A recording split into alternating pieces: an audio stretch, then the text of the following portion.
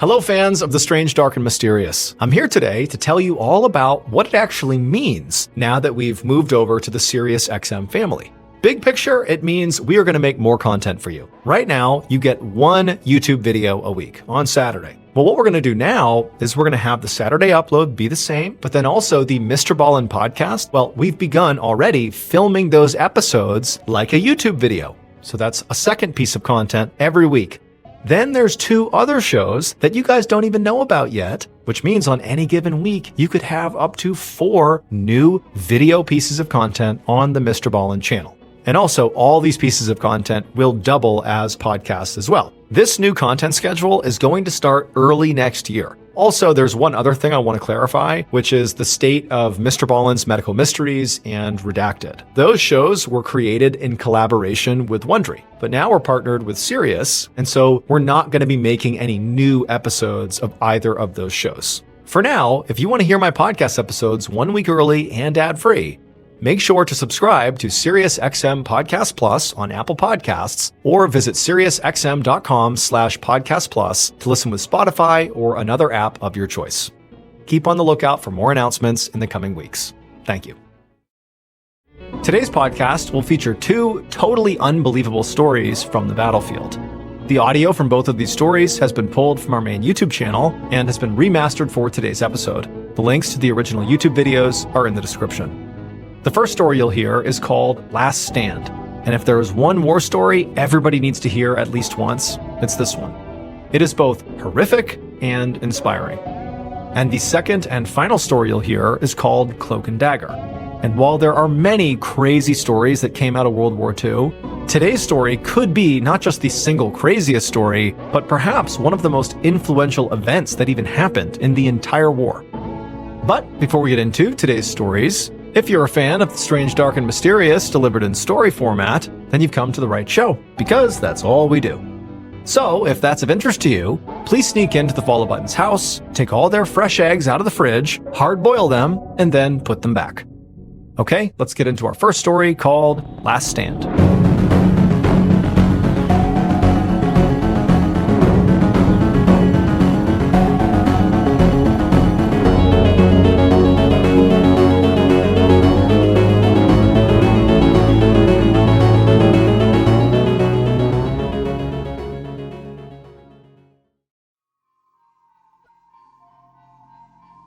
On the morning of August 3rd, 1915, during World War I, a 21-year-old Russian soldier named Vladimir Kotlinsky looked out from behind the huge stone walls of Auschwitz Fortress in Poland.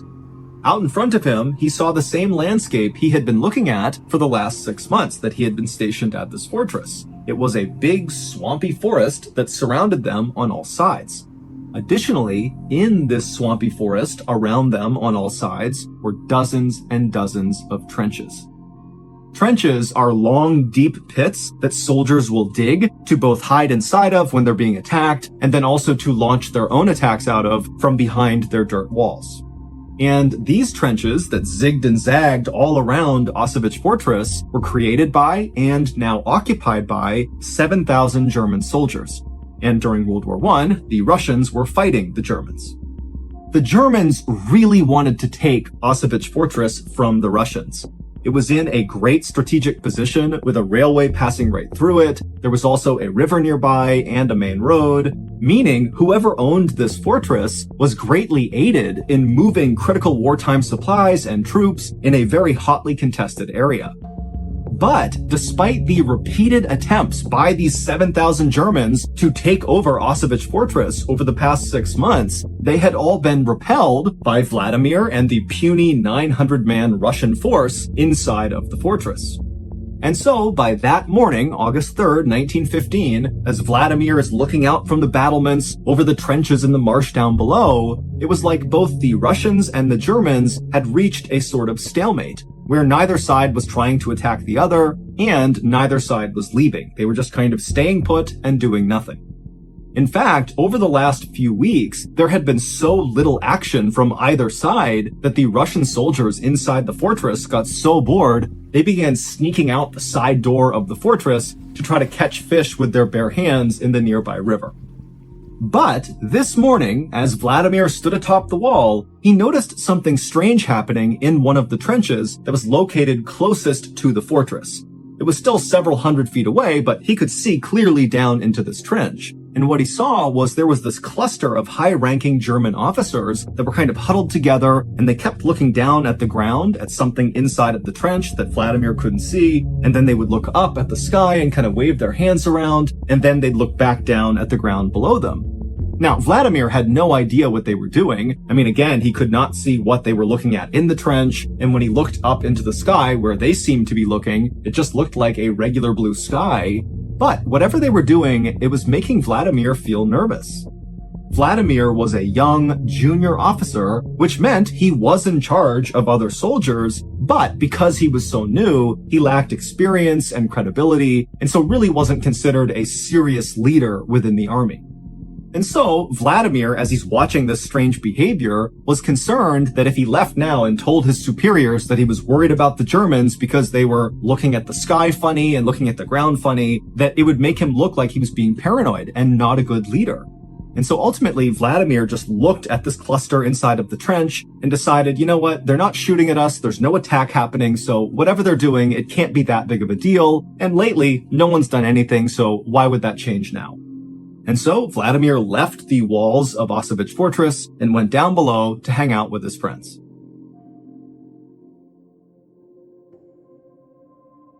3 days later, at 4 a.m, the Russian soldiers who were up along the Auschwitz Fortress walls keeping watch that night noticed something strange out in the darkness near where the Germans were.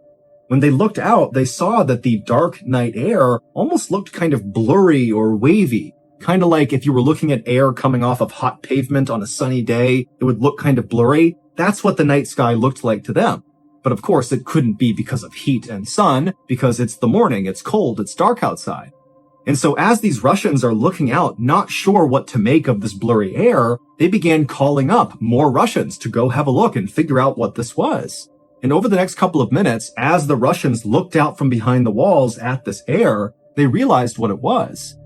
It was this huge grayish-green cloud that was as wide as the fortress was, and the wind was blowing it in their direction. Now, the Russian soldiers had no idea what this was, and so they just kind of stood there watching it in stunned silence. And as they watched, they saw as the cloud would touch any vegetation like leaves on trees or the high grass in the marsh, it would all turn black and shrivel up. And then the soldiers began hearing a soft thump, thump, thump, thump, thump, thump, thump out in the darkness, and it was the sound of birds dying and falling to the ground that were inside of this cloud. At this point, the Russians began to panic, and they began to run to sound the alarm to get the other soldiers up to prepare for an attack. But as they did, they began to smell this very harsh chemical smell coming into the fortress, and then before long, all the Russians could hear was the sound of their comrades coughing. It would turn out that strange behavior that Vladimir saw 3 days earlier of the German officers huddled together looking at the sky and then looking down at the ground and then back at the sky again, what they were doing was preparing for a chemical attack on Auschwitz Fortress. On the ground, out of sight of Vladimir, were canisters containing the poisonous gas, and when the officers would look up and put their hands up, they were gauging if the wind was strong enough and in the right direction to launch the attack. Now, 3 days ago, the wind had not been in their favor, but this morning at 4 a.m. on August 6, 1915, the wind had been in their favor, and they had released the gas. And this gas was quite possibly the worst gas you could ever come up against on the battlefield. It was a combination of chlorine gas and bromine gas. On their own, chlorine and bromine are very toxic and can kill you. But when you mix those two gases, it becomes exponentially more dangerous. The gas mixture binds to moisture and then turns the moisture into hydrochloric acid. Meaning, if a person who did not have a gas mask on came in contact with this poisonous gas, when they inhaled it, it would literally fill their lungs with acid, which would dissolve them from the inside out. And then also, the gas would get into their eyes and into their nose, and the acid there would burrow holes into their skull. And once you've come in contact with this gas, there's nothing anybody can do to save you. You're gonna die, except it's gonna take a really, really long time. You don't just immediately dissolve. It's this long, drawn-out, excruciatingly painful process. By this point in World War I, chemical warfare was really not being used by anybody, and so as a result, the Russian army did not outfit their soldiers with gas masks. The German army did, and they knew the Russian army did not. So, as this horrific poisonous gas began permeating every square inch of Auschwitz Fortress, all of these Russian soldiers had nothing they could do to protect themselves from this gas. And so right away, soldiers began bleeding from their eyes and their mouths and their ears, and they literally began coughing up chunks of their lung. And so very quickly, the Russians inside the fortress understood they were being poisoned. And so the soldiers that were not as affected, at least not right away, by this gas, quickly began ripping off their shirts, dunking them in water, and wrapping them around their heads to try to limit how much they breathed in of this chemical. But it really didn't do much to stop the chemical. In fact, these makeshift gas masks might have made it worse because the gas would have bound to the moisture on the shirt. And so the Russians were totally doomed. They were surrounded on all sides outside the walls by their enemy, and then inside the fortress was this gas, and there was no ventilation in the fortress, and so there was nowhere to go. They couldn't escape death no matter where they went. And so Vladimir, he was one of the guys that was still on his feet inside of the fortress, and he stumbled over to this narrow window on the side of the fortress walls, and he looked out and he saw all these Germans running towards them, firing their machine guns, artillery's being fired. I mean, he knows they are moments away from the Germans breaching the fortress door, coming inside, and killing every last one of them.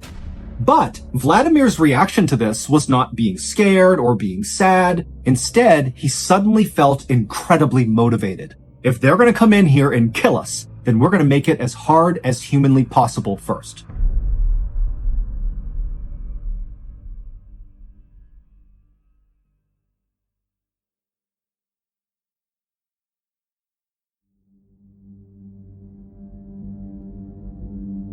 Vladimir had a reputation for being totally fearless. Over the past 6 months that they had been under siege from the German army out in their trenches, anytime fighting broke out, Vladimir was always the first to run up and be right on the front line of fighting, and then several times when his comrades had been shot or wounded, Vladimir would run out into the line of fire to save the fallen soldiers.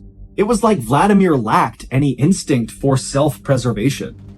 And so as the Germans continued their run towards the fortress, artillery shells are hitting the walls, there's constant gunfire, and Vladimir, he leaves his window and he marches back over to the open courtyard inside of this fortress where the 100 or so other still living Russian soldiers were. I mean, they're all gonna die. They've been totally poisoned by this gas, and it's just a matter of time now, but they're still on their feet, and Vladimir walks over to them, and even though, again, he's pretty junior, he stands up and he says to them, "This is our moment.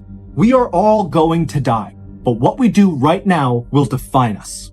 And the way Vladimir said it, he got those 100 soldiers who were on death's door to be so motivated so quickly that they rallied to him.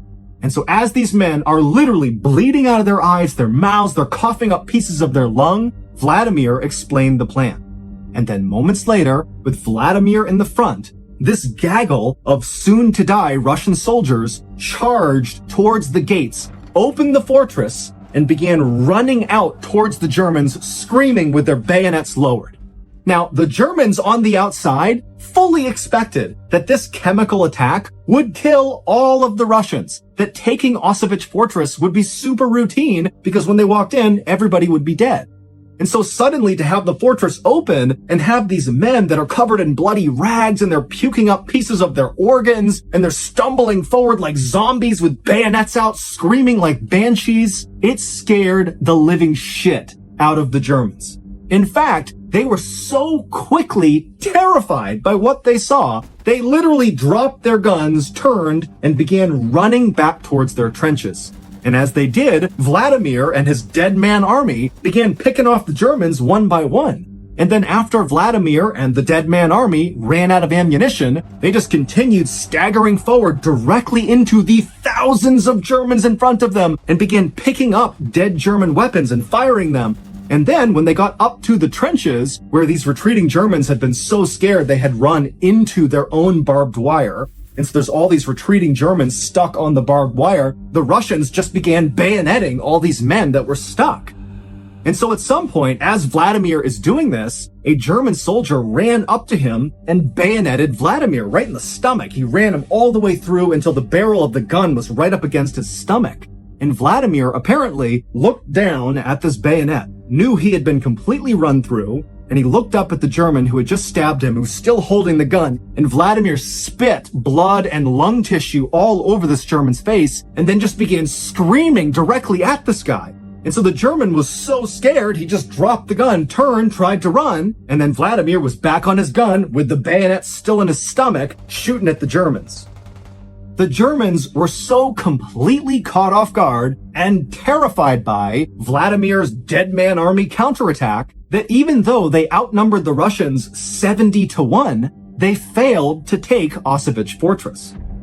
The main reason for that was the Germans who had escaped the counterattack and made it back to their trenches. They told the other German soldiers that the Russians had turned into zombies, literally, that they were undead. And so attacking them was pointless. They're already dead.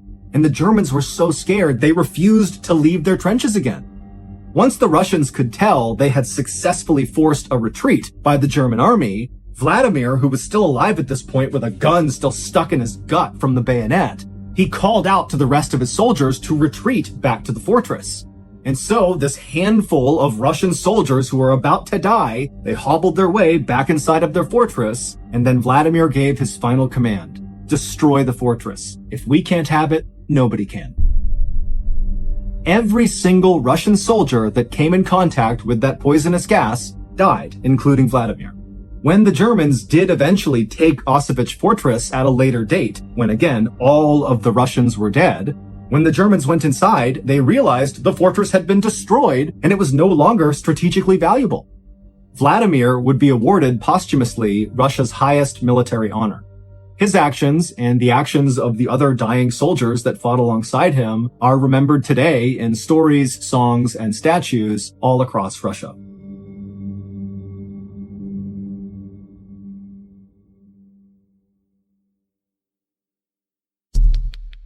The next and final story of today's episode is called Cloak and Dagger.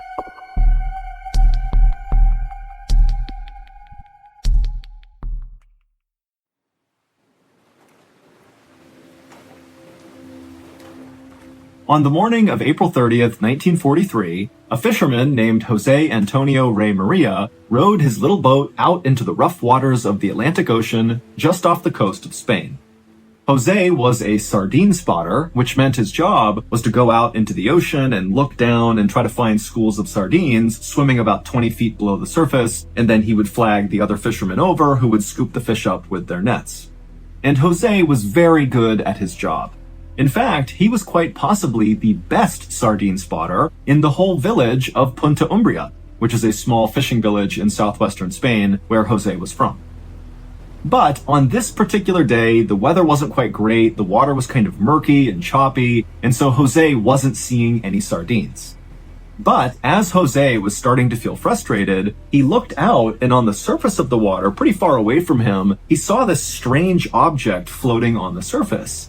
And at first, he assumed it had to be maybe some dead sea animal that had floated to the surface. But as he stared at it from his boat that was rocking in the water, he saw between waves, there was a yellow color on this lump that just looked kind of unnatural.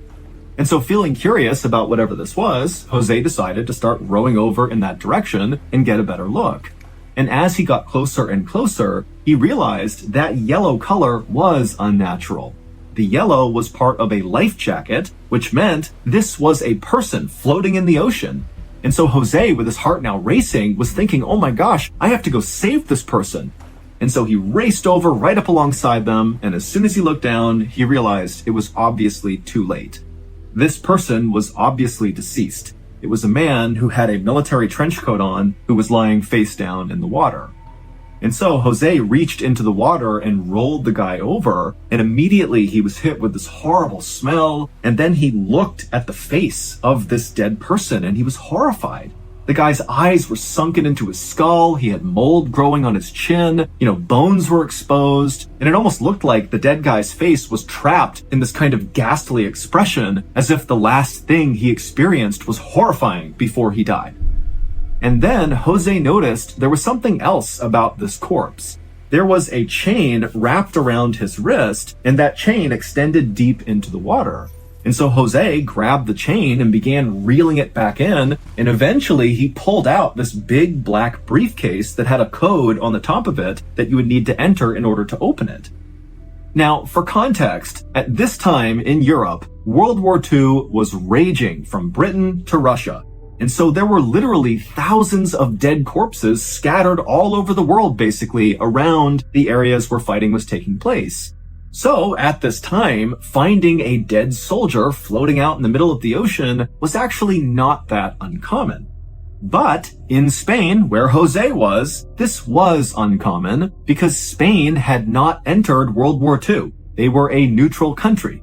And so because there was no fighting happening there should not have been any dead soldiers floating just off their coastline. And so Jose stared transfixed at this dead soldier in his briefcase for a couple more moments, and then he kind of broke out of it and turned and yelled to the other fishermen who were out there in another boat and tried to flag them over to help get this corpse out of the water. But the other fishermen, when they realized what Jose was asking them to do, they said, "No, we're not helping you with that. We're not touching the dead body." And so Jose just grabbed the dead body with one arm, and then awkwardly with his other arm, he managed to row this boat and drag along this corpse all the way back to the beach. And as he did, he and the other fishermen were kind of yelling back and forth at each other. It was kind of a commotion on the water. And so by the time Jose had got the corpse back to shore and dragged it up onto the sand, villagers in Punta Umbria had heard the commotion and come outside to see what was going on. And they saw Jose standing there with this dead body. And so they began forming a crowd around the body. And so nearby, Spanish soldiers were doing a training exercise, and they saw this crowd gathering on the beach. And so a group of them walked over to see what was going on, and they pushed through the crowd, and they saw this dead body on the ground. And right away, they began searching the dead body to figure out who it was. And when the Spanish soldiers found his identification papers, they learned that his name was William Martin, and he was a major in the British Royal Marines. Also on these papers, it said that Major Martin was assigned to the Combined Operation Headquarters in London, which the Spanish soldiers knew was an outpost that organized commando raids on Nazi-held territory. Under Major Martin's military trench coat, when the soldiers opened it up, they saw he was dressed in full kit, full battle gear, which suggested he had died during one of these commando raids. But after the Spanish soldiers had removed his gear, they couldn't find any shrapnel wounds or gunshot wounds. And so the running theory was, he must have been flying over this area and maybe his plane was shot down, and that's why we can't figure out how he died. But the Spanish soldiers had not heard any reports of a plane being shot down right off the coast. And so really they had no idea how Major Martin actually came to be here. Then, one of the Spanish soldiers who was still searching Major Martin's pockets found in one of them some crumpled papers and a photograph. And after he looked at them, he tapped on his commanding officer's shoulder and showed him. The photo was black and white, and it was this pretty young woman, and on the back of it, it was signed Pam. As for the crumpled papers that had been near this photo, they were bills. One was from a London nightclub from 3 nights earlier, and the other was a receipt for a diamond engagement ring. Now, these Spanish soldiers were not overly emotional, but they couldn't help but think how kind of sad it was that, Major Martin obviously was in love with this woman Pam, and they must have just gotten engaged, and now he's dead. It's like a tragic love story. And so the soldier who had found these bills and this photo folded them back up and tucked them back inside of Major Martin's pockets, and then the soldiers talked about what they should do next. Now, technically, because Spain was a neutral country, what they were supposed to do was turn this body back over to the British because he was a British soldier. But the Spanish government was run by a fascist dictator, Francisco Franco, who was not really neutral at all. He was actually secretly aligned with the Nazis. In fact, the Nazis' leader, Adolf Hitler, had helped Franco come to power, and so now that he was in power, he regularly shared secrets with the Germans. And so when these Spanish soldiers eventually contacted their higher-ups to ask what to do with this dead British soldier, their superiors told them, do not give Major Martin's body back to the British. Instead, bring his body to a nearby morgue where agents who worked for Franco would be able to inspect the body and open up that briefcase and see what was inside. And so these Spanish soldiers did as they were told. And when Franco's agents were able to finally pop open that black briefcase that was connected to Major Martin's wrist, they discovered inside 3 letters from leaders of the British military. And when Franco's agents read these letters, they knew right away they had discovered something incredible.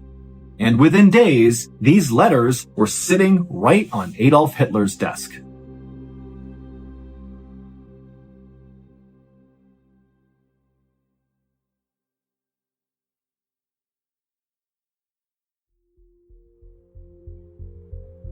Now, at this time, in April of 1943, Hitler was starting to worry that he was about to lose the war. Even though the Nazis had successfully conquered most of Europe, it felt like the tide was turning against them. And in Hitler's mind, it was starting to seem likely that the Americans and the British were poised to launch some sort of massive attack on Nazi-controlled territory, and if they weren't ready for it, this could cost them the war.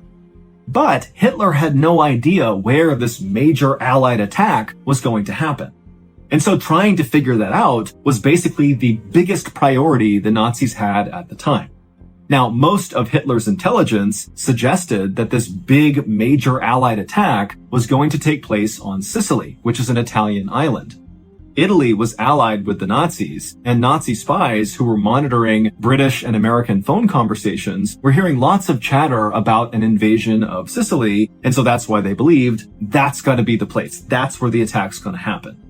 But when Hitler looked at these 3 letters that were found inside of Major Martin's briefcase, everything changed.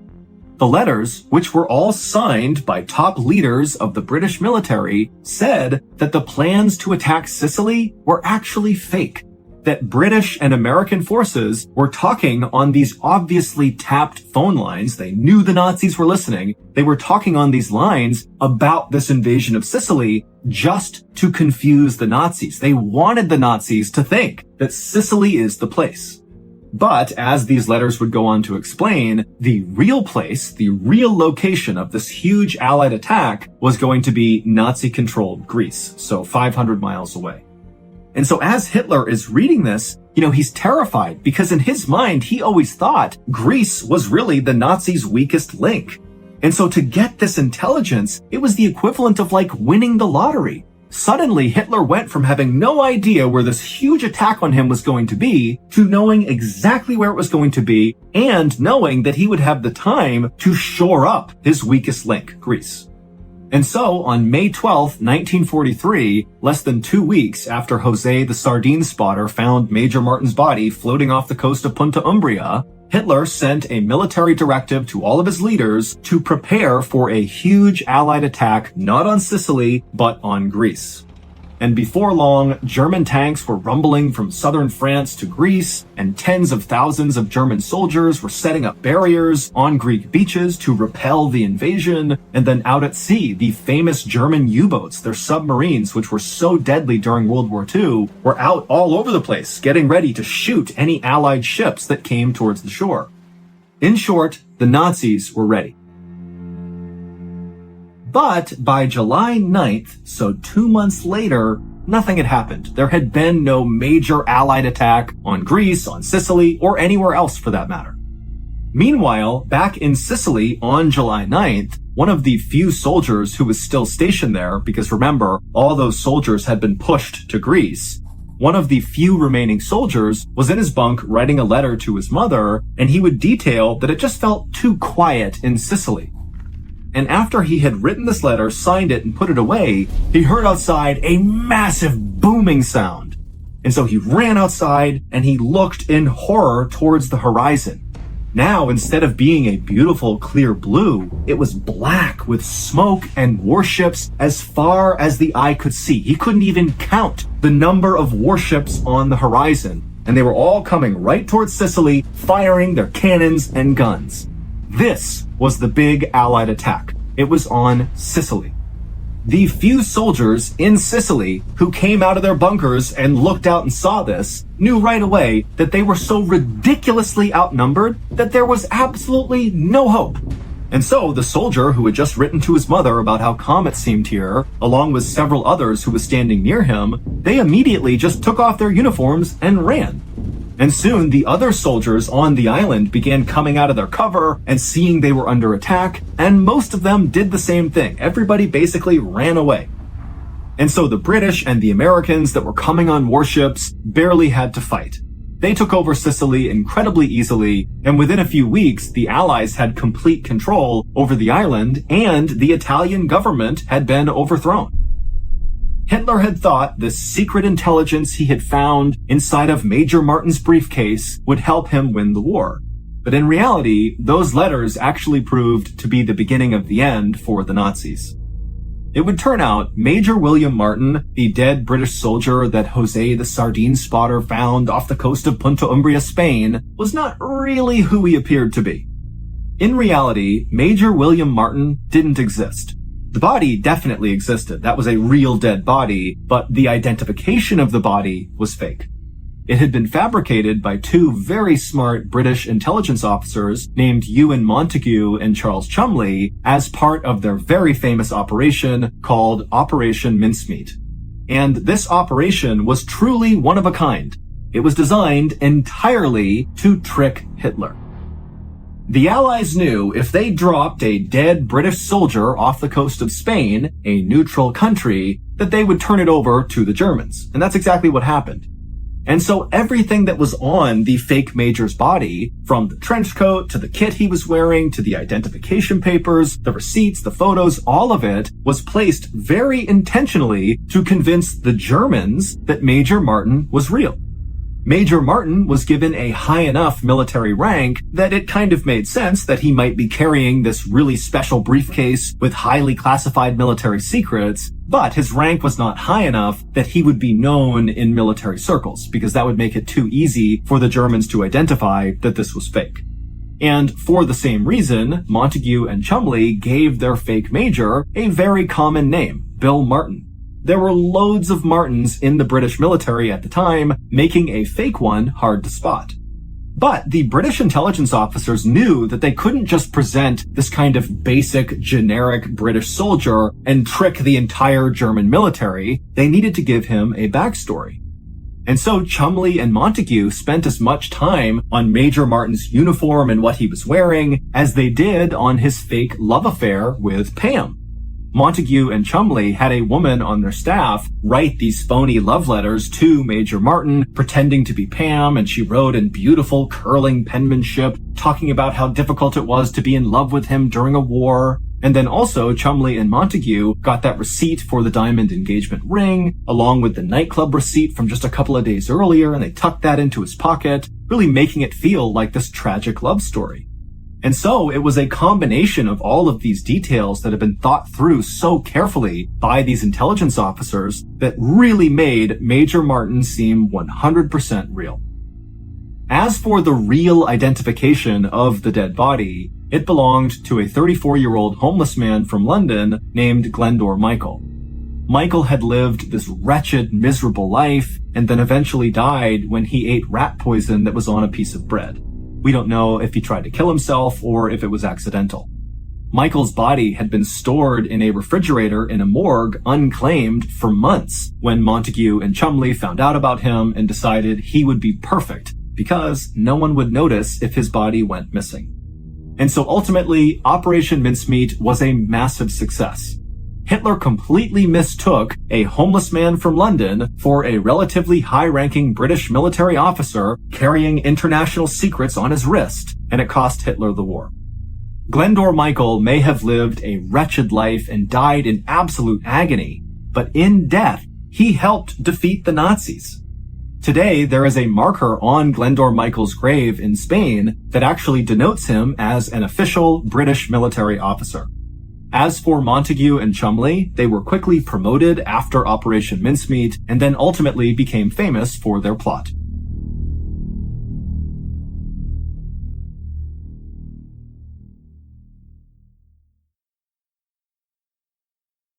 A quick note about our stories. They are all based on true events, but we sometimes use pseudonyms to protect the people involved, and some details are fictionalized for dramatic purposes. The MrBallen podcast, Strange, Dark, and Mysterious Stories, is hosted and executive produced by me, MrBallen. Our head of writing is Evan Allen. Our head of production is Zach Levitt. Produced by Jeremy Bone. Research and fact-checking by Shelley Shue, Samantha Van Hoos, Evan Beamer, Abigail Shumway, and Camille Callahan. Research and fact-checking supervision by Stephen Ear. Audio editing and post-produced by Whit Lacasio, Jordan Stidham, and Cole Lacasio. Mixed and mastered by Brendan Kane. Production coordination by Samantha Collins. Production support by Antonio Manata and Delana Corley. Artwork by Jessica Clogston-Kiner. Theme song called Something Wicked by Ross Bugden. Thank you for listening to the MrBallen podcast. If you enjoyed today's story and you want to hear more like it, go ahead and check out our YouTube channel, just called MrBallen, where we have hundreds more stories, a lot like this one, but most of them are not available on this podcast. They are only available on that YouTube channel, which again is just called MrBallen. So that's going to do it. I really appreciate your support. Until next time, see ya.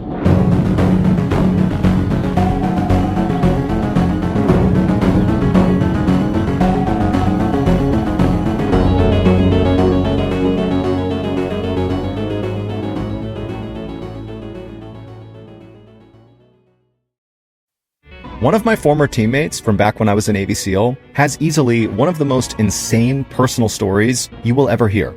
And he gave me permission to tell his story, so today, that's what I'm going to share with you.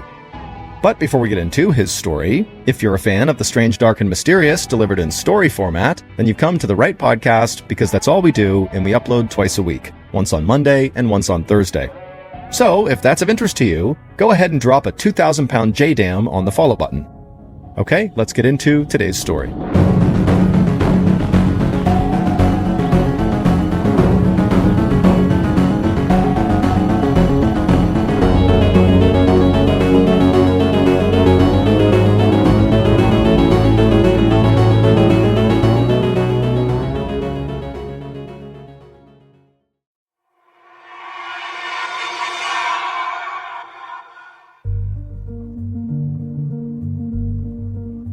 In June of 2011, I had just failed a very stressful and anxiety-inducing underwater test as part of Navy SEAL training, and after I failed this test, my instructor told me to get out of the pool and go over to the corner with the other failures.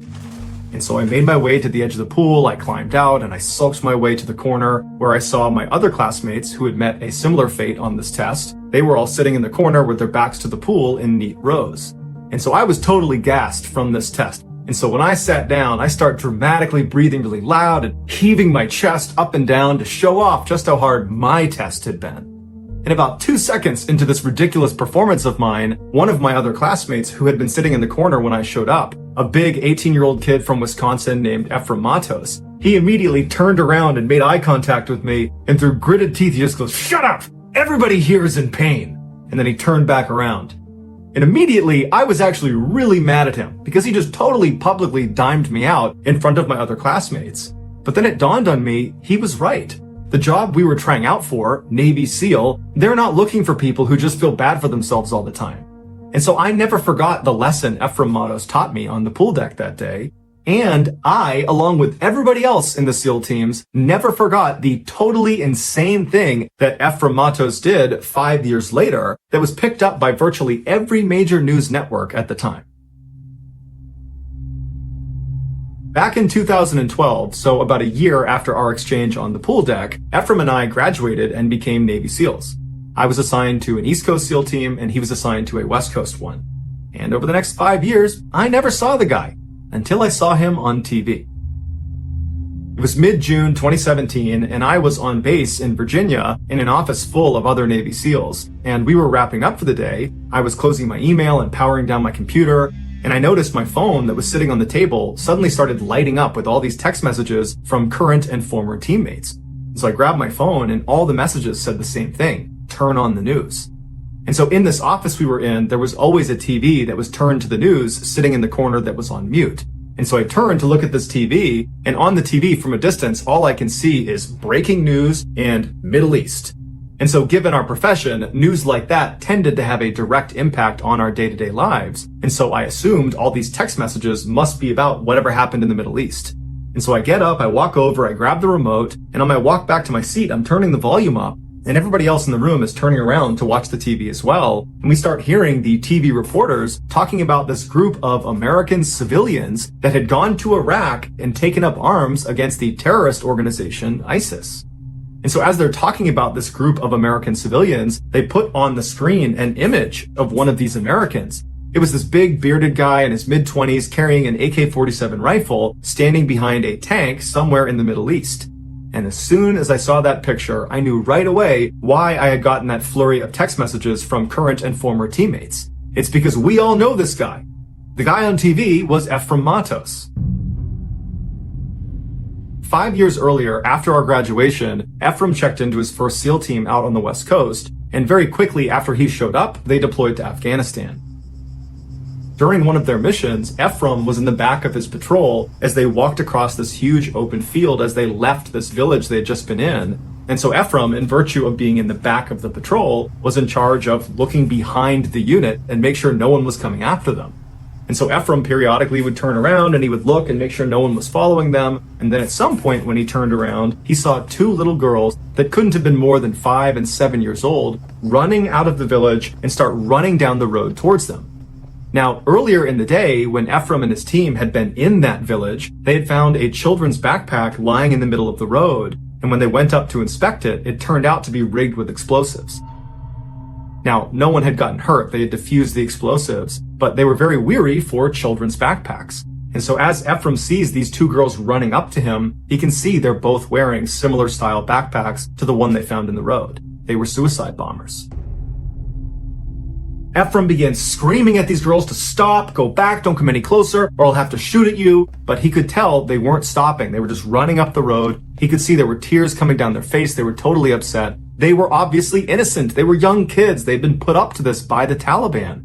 But Ephraim, because he was in the rear security of his patrol, he had to deal with them like they were threats. And so at some point when they wouldn't stop, he raised his rifle up, he flipped the gun off safe, and he put his reticle right on one of the girls, and he began applying pressure to his trigger. But right as he was about to squeeze and fire a shot, the girls just abruptly stopped. It's like they knew they were about to be shot, and they turned around and they ran back towards the village. And so Ephraim put his finger off the trigger, he flipped it back on safe, he lowered his rifle, and he breathed a huge sigh of relief.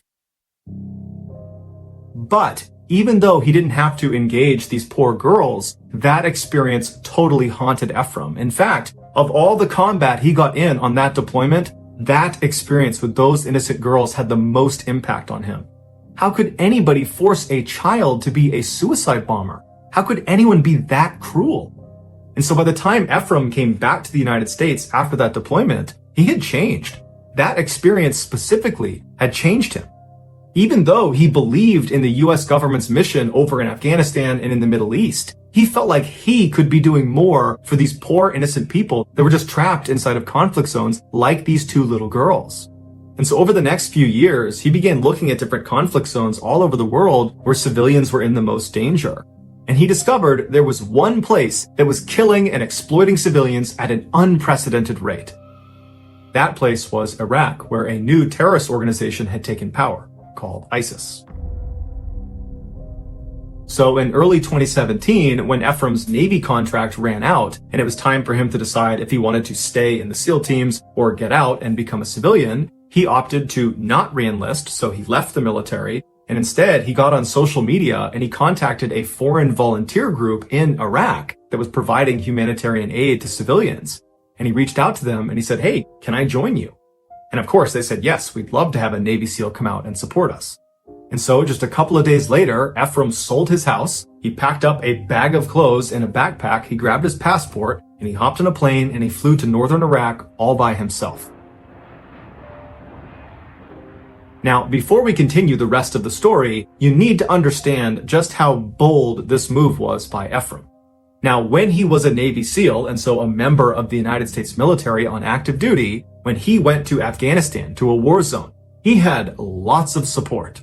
If his team got pinned down by the enemy, they could call in an airstrike, or they could call in backup. If Ephraim got hurt on the battlefield or his teammates got hurt on the battlefield, they could call in special medical teams that would fly in virtually any condition to come save them. And if Ephraim got captured by the enemy, you better believe America is coming for him. But in this case, Ephraim went to a war zone as a civilian. He was not in the US military, so he didn't have any of that support. If he or his team got pinned down out in Iraq, they would either have to fight their way out or get killed or captured. If he or one of his new teammates from this volunteer group got hurt, they would have to either save themselves or get killed or captured.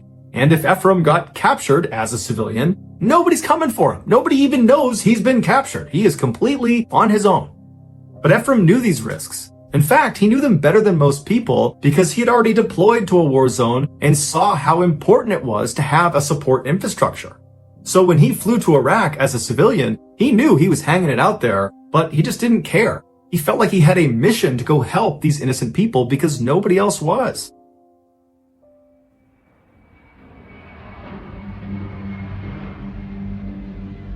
When he arrived in Iraq in March of 2017, he was met at the airport by one of the guys from this volunteer group Ephraim was going out to join. He was a very muscular, tattooed American in his mid-30s who introduced himself as Sky, and he said he had been a Marine, and while he was in the Marines, he had deployed to Iraq, so he was familiar with the area. The pair hopped in a vehicle, and Sky drove them to the volunteer group's safe house in the city, where Ephraim got a chance to meet the leader of this group. It was a tough-as-nails former Army Special Forces guy in his mid-50s named Dave. And Dave, for the past several decades, had been going out to conflict zones all over the world, and he would tell Ephraim that the worst atrocities he had seen committed against civilians in any of these places was where they were right now, in Iraq at the hands of ISIS. A few days later, Ephraim, Sky, Dave, and a few other American volunteers loaded up into this convoy made up of armored ambulances, and they left the city and they headed west into the countryside towards a huge city called Mosul that 3 years earlier had been captured by ISIS. On their journey towards the city, Ephraim and the others had to pass through a number of military checkpoints. Now, most of these checkpoints were stood up by their ally, the Iraqi army. But Ephraim and the others knew that they might stumble upon an ISIS checkpoint, and in virtue of all of them being pale-skinned Americans, they would instantly be recognized as the enemy and fired upon. So every time they slowed down for one of these checkpoints, Ephraim and the others would clutch their guns closely and mentally prepare themselves for a potential vicious close-quarters fight to the death. But luckily, they managed to go the entire distance all the way to the outskirts of Mosul without any checkpoint drama. And once they got there, they linked up with an Iraqi army unit that the leader of this volunteer group, Dave, had a relationship with. Over the first month that Ephraim was in country, he worked with this Iraqi army unit to help distribute food and provide medical care to civilians in and around Mosul. Then, in month 2 of his stay in Iraq, everything changed. Iraqi decision makers decided it was finally time to retake Mosul from ISIS. This was a huge military movement that required several units to work together and would take several weeks. The main Iraqi army was going to push inside of the city limits of Mosul and inch by inch reclaim territory from ISIS, while the army unit that Ephraim and his volunteer group had embedded with would be responsible for reclaiming some of the villages around Mosul that ISIS had occupied. And so suddenly, Ephraim and the rest of his volunteer group went from being humanitarian aid workers to having a direct frontline combat role with the Iraqi army.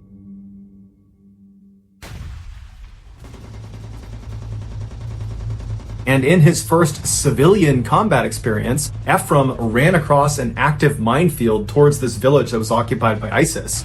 And after nearly being blown up at least 2 times, Ephraim finally made it to this village, and he began going house to house with the other volunteers, clearing them of ISIS fighters. And in one instance that he has on camera, he entered into this structure and he saw there were guns in the ground, and they looked around and they couldn't find any ISIS fighters inside, but they noticed on the ground there was a piece of plywood. They moved it aside and it revealed this huge hole that led down into the ground, and this hole connected to a huge underground tunnel system that ISIS used to escape gunfights just like this one. And so Ephraim and Dave, who was with him, just hopped right down into the tunnel. They didn't have night vision, they didn't have backup, just the two of them start running down this totally pitch black tunnel, periodically throwing grenades ahead of them in case there are ISIS fighters ahead of them. And at some point, after running for quite a while, just getting ready to come in contact with their adversaries, they reach this big, high-ceilinged cavern that's a dead end. And they're looking around thinking, okay, I guess no one ran in here. But before they turned around and left the tunnel system, they looked up with their lights and they saw high up on the wall, dug into the wall, was another entrance to another tunnel. It looked like there needed to be a ladder to get up to this additional tunnel entrance. And so Ephraim and Dave look at each other and they're thinking, I bet ISIS fighters ran down here, there was a ladder, they climbed up and went in that entrance and then pulled the ladder up so we can't follow them. And so Ephraim and Dave couldn't do anything about it. They decide, okay, well, we'll just go out and we'll tell the Iraqi army and see what they want to do. So Ephraim and Dave, they leave this tunnel system, they go back outside, they tell the Iraqi army, and the Iraqi army brings in a bulldozer and they fill in that entrance they had found inside of the house, completely seal it up so nobody could go in or get out. And then later that night, after that village had been cleared of all ISIS fighters, they began hearing muffled explosions underground near where this entrance to this tunnel was. And what it turned out to be was ISIS fighters that realized they had been buried alive. They had snuck down there. They had used a ladder to get up into that crawl space. But when they realized they were doomed, they blew themselves up.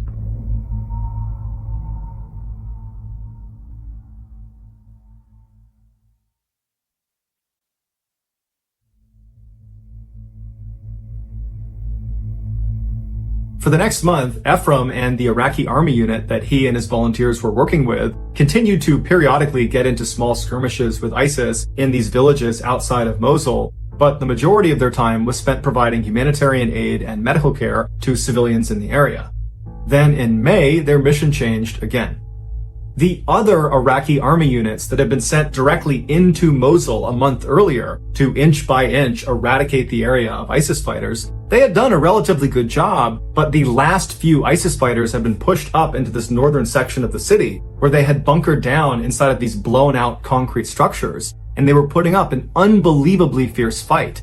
So fierce, in fact, that these Iraqi army units in the city were not able to go any farther forward. They needed armored vehicles and tanks if they were going to be successful. And it just so happened the army unit that Ephraim and his volunteer group had embedded with, that had been outside of Mosul this whole time, they were an armored unit. They had armored vehicles and tanks. And they were ordered to head right into the heart of Mosul and liberate it once and for all. And so on May 4th, Ephraim and the other volunteers loaded up in their armored vehicles, and they joined this huge line of dozens and dozens of tanks and other armored vehicles looking at the western side of Mosul. There was just a field between them and the city walls. And as soon as this massive convoy began moving forward towards the city just opened up on them.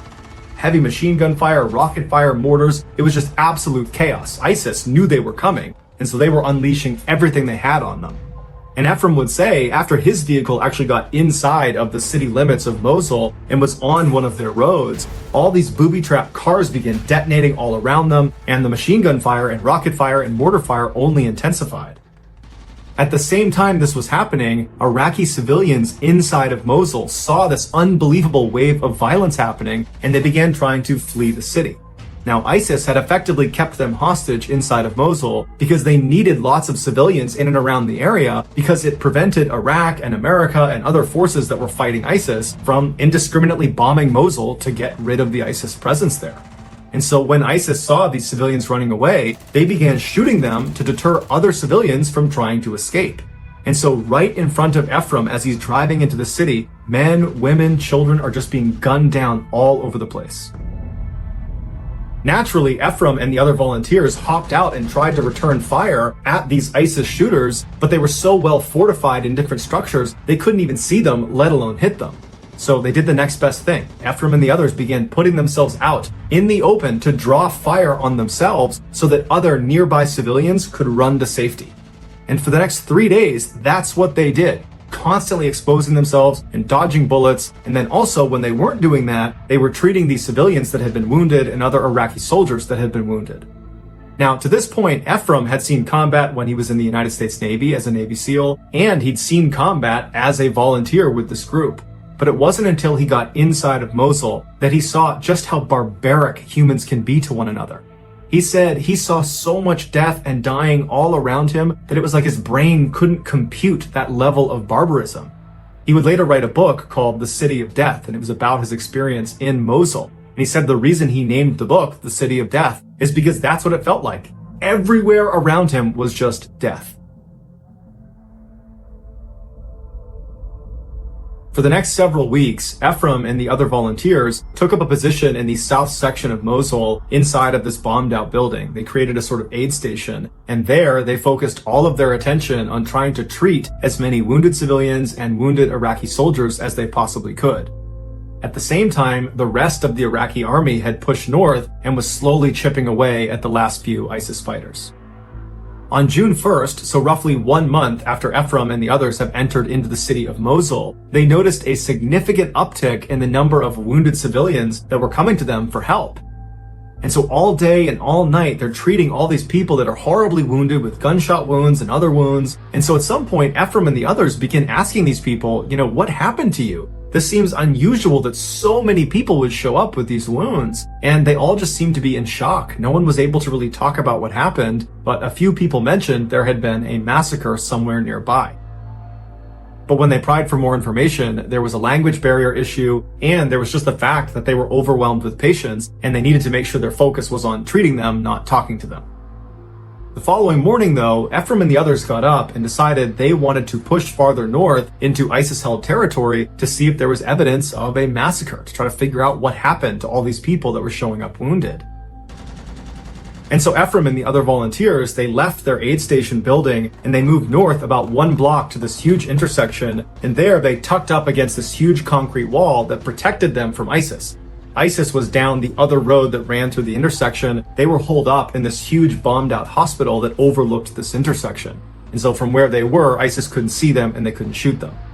At some point, Ephraim poked his head around this wall, looking down the road towards this burned out hospital, and what he saw along the road shocked him.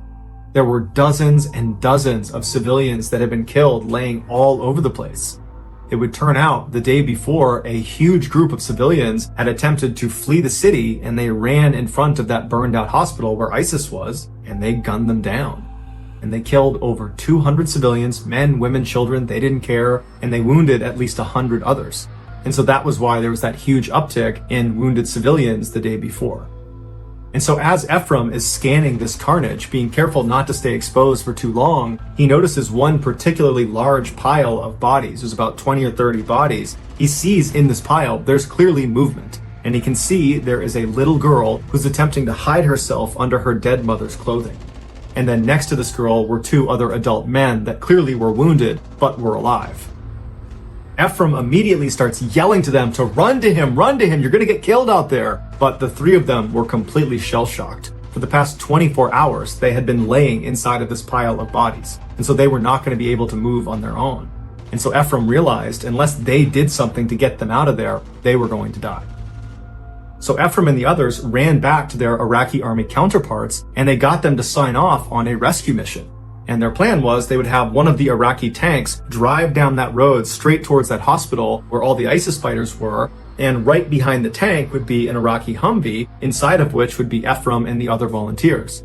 And so they would go straight down the road, the tank would serve as a sort of shield for the Humvee, and after the tank passed the pile of dead bodies, the Humvee would be lined up right next to it. Ephraim and the others would hop out, they'd grab the girl and the 2 other men, pull them back in the Humvees, and then the 2 vehicles would back up to safety.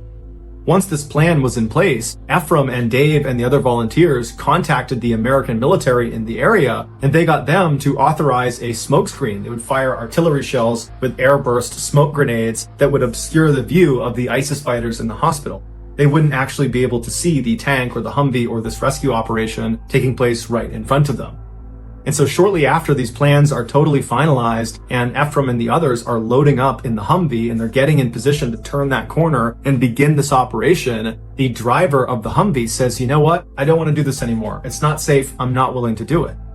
Ephraim and the other volunteers tried to convince him to still do the operation because they didn't have time to get a replacement Humvee, and they had already coordinated with the American artillery units that were going to be firing these shells at a certain time, and so they really didn't have an opportunity to do this operation again if this guy backed out. Not to mention, if they didn't get out there quickly, these 3 people were going to die anyways. And so finally, when Ephraim realized this driver was not going to budge, he was not going to go in this operation, Ephraim and the others got out of the Humvee and they walked up to the tank driver and they asked him, are you still prepared to go on this rescue operation? And he said he was. And so even though if they went through with this mission, it would mean Ephraim and the others would be on foot behind the tank, completely exposed, they were still totally down for doing it. In fact, Ephraim would say at no point did they consider canceling the mission. They were so focused on saving these 3 people that they were prepared to sacrifice themselves to do it. And so the tank driver closed his hatch, Ephraim and the others got behind the tank, they turned that corner so they're facing the hospital, and then a couple minutes later, as planned, American artillery launched these airburst smoke grenades that totally obscured ISIS's view. And as soon as those smoke clouds were in the air, ISIS came out and just started firing randomly straight down in the general direction of where this tank was. They couldn't really see the tank. They had no way of knowing what they were doing out there. They just knew something was going on. And so meanwhile, Ephraim and the others are tucked up behind this tank as it's slow rolling in, as rounds are impacting all around them, mortars start landing all around them, and it turns out there were other ISIS fighters, not just directly ahead of them in the hospital, but also off to their side in other buildings. So they were getting hit from 2 directions. Ephraim remembers as he was behind this tank trying to stay as small as he could, he began dry heaving because he was so terrified. He was completely convinced he was going to die that day. Eventually, the tank made its way just past this pile of bodies, and at that point, Ephraim actually stepped out and fired back towards ISIS in the hospital and over towards the berm to provide some cover fire, while Dave and another volunteer ran over and pulled the girl and the other 2 men out of the pile and behind the tank. The girl and one of the men were okay. They were not badly physically hurt, but the other man was badly hurt and he couldn't walk. And so thinking quickly, Ephraim and his team found a piece of sheet metal on the ground behind this tank, and they rolled him onto it and used it like a stretcher and began dragging him as the tank began moving in reverse. And so as bullets are still flying all around them, rockets are landing next to them, they're moving, they're making good progress, when the wounded man slips off of the sled, and he lands right in the tracks of where this tank is going to go. And for a variety of reasons, Ephraim and the others had no way of communicating with the tank driver. So the tank driver is just going to keep on moving and he's going to run over this injured man who can't go anywhere. And so thinking quickly, Ephraim leaps down, he grabs the injured guy, and he rolls with him out of the way of the tracks right as it goes past him. But now Ephraim and this wounded man are outside the protection of the tank, and rounds start impacting all around them. The smoke screen at this point is pretty much cleared, and so ISIS sees them. And Ephraim at this point makes a heartbreaking decision. He looks at this guy who he knows cannot move himself. He's badly wounded. He makes eye contact with him. He holds his hand, and Ephraim just shakes his head and says, "I'm sorry," because he knew he couldn't move him fast enough behind the tank before both of them got shot, and he couldn't throw him on his back in time before both of them got shot. And so he had to leave him. And so Ephraim jumped up, he leapt behind the tank right as a volley of fire hit right where he had been standing, and then Ephraim and the others continued moving back. That wounded man would go on to be killed by ISIS. Only a few moments after Ephraim was back behind the relative safety of the tank, he suddenly fell to the ground and felt a pain in his right leg. He had been shot through the leg. But where he fell was right in line with where one of these tank treads were coming, but again, they can't talk to this tank, so they can't stop the tank from running him over. And so a surge of adrenaline came over Ephraim, and he leapt up onto his feet and just continued hobbling behind the tank despite this gaping hole in his leg. Eventually, they made it all the way back to that intersection where they had started, but the only way they could get back down the alleyway to safety with the Iraqi army was to run across a small segment of this street. Basically, you needed to be exposed for just a second running across. But at this point, the smoke screen was gone. ISIS knew exactly where they were, and they were waiting for them to pop out from behind that tank. And so Ephraim and the other volunteers are screaming across this gap in the road towards the Iraqi army to get them to send an armored vehicle across this road, pick us up, and bring us back across. We can't run across this gap without getting shot. But because of the chaos and the noise, the tank is firing, there's mortars, there's rockets, there's gunfire, it's crazy, the message was just not received. And so in a sudden fit of madness and frustration and fear and all sorts of things, Ephraim just runs across the street. And he gets to the other side miraculously without being hit again. And there he tells the Iraqi army, send an armored Humvee across this gap, get the girl, get the guy, get the rest of the volunteers, save them. Seconds later, an armored Humvee crossed that gap. They picked them up and brought them back. And at this point, Ephraim is now lying on the ground behind that concrete wall, so he's relatively safe, and he's getting his leg bandaged up. And he remembers when the girl and the guy were brought out and they were safe and alive, the Iraqi army erupted in cheers. It was this unbelievably happy moment in an absolutely tragic, horrible time. The Iraqis would transport Ephraim in an armored ambulance to an aid station south of where this intersection was, and there they would put him on a cot, and a doctor would rebandage his leg, and then he would walk away. And so Ephraim is left inside of this room to kind of think about what had just happened, and he looked over to his left, and just 2 beds over from him was the girl he had just nearly died saving. And she was sitting on her cot, she wasn't looking at him, she was looking straight ahead, her dark hair was matted down, and she was just kind of staring into nothingness. It was clear she was still in shock. But she did look relatively unhurt.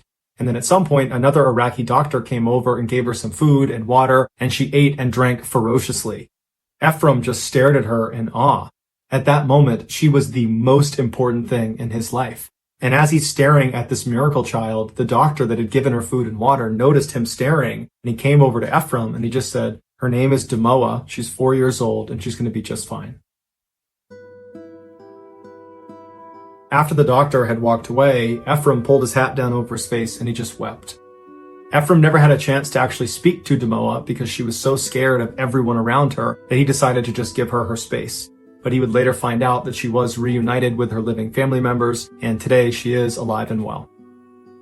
After his injury, Ephraim was sent back to the United States, and it was then that he learned their rescue operation had been filmed by a guy who was there that day documenting war crimes by ISIS. He saw this rescue operation happening, and he just started filming it. After this man posted the footage online, it went viral, and before long, major news outlets all over the world were reaching out to Ephraim and the other volunteers for interviews.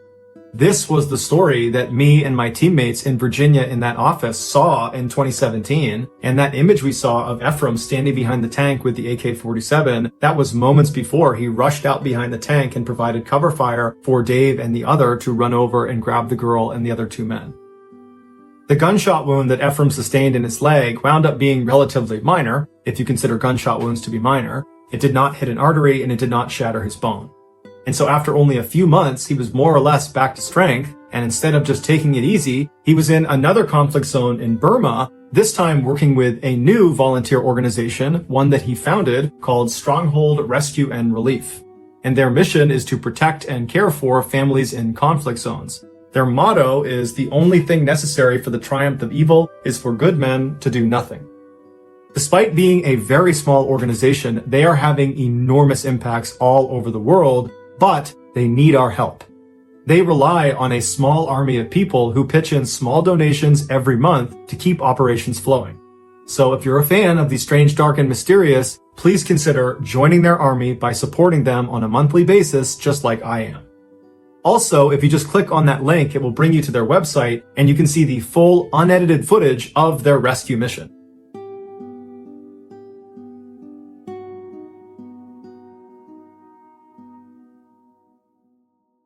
A quick note about our stories. They are all based on true events, but we sometimes use pseudonyms to protect the people involved, and some details are fictionalized for dramatic purposes.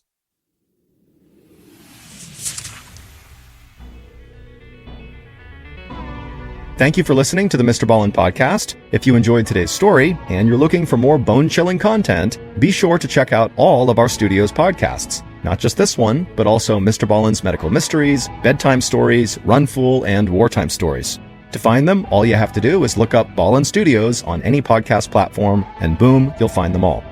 If you want to watch hundreds more stories just like the one you heard today, head over to our YouTube channel, which is just called MrBallen. So that's going to do it. I really appreciate your support. Until next time, see ya.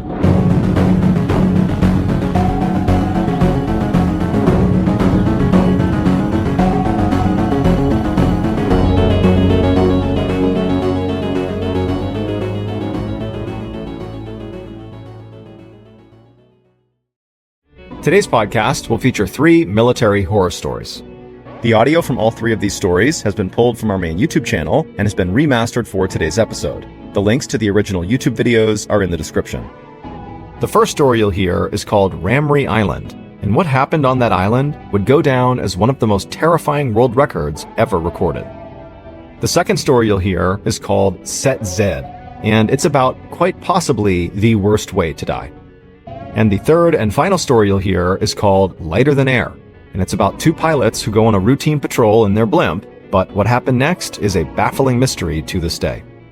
But before we get into today's stories, if you're a fan of the strange, dark, and mysterious delivered in story format, then you've come to the right podcast because that's all we do, and we upload twice a week, once on Monday and once on Thursday. So, if that's of interest to you, please push the Amazon Music follow button into the Devil's Kettle in Minnesota. Okay, let's get into our first story called Ramree Island.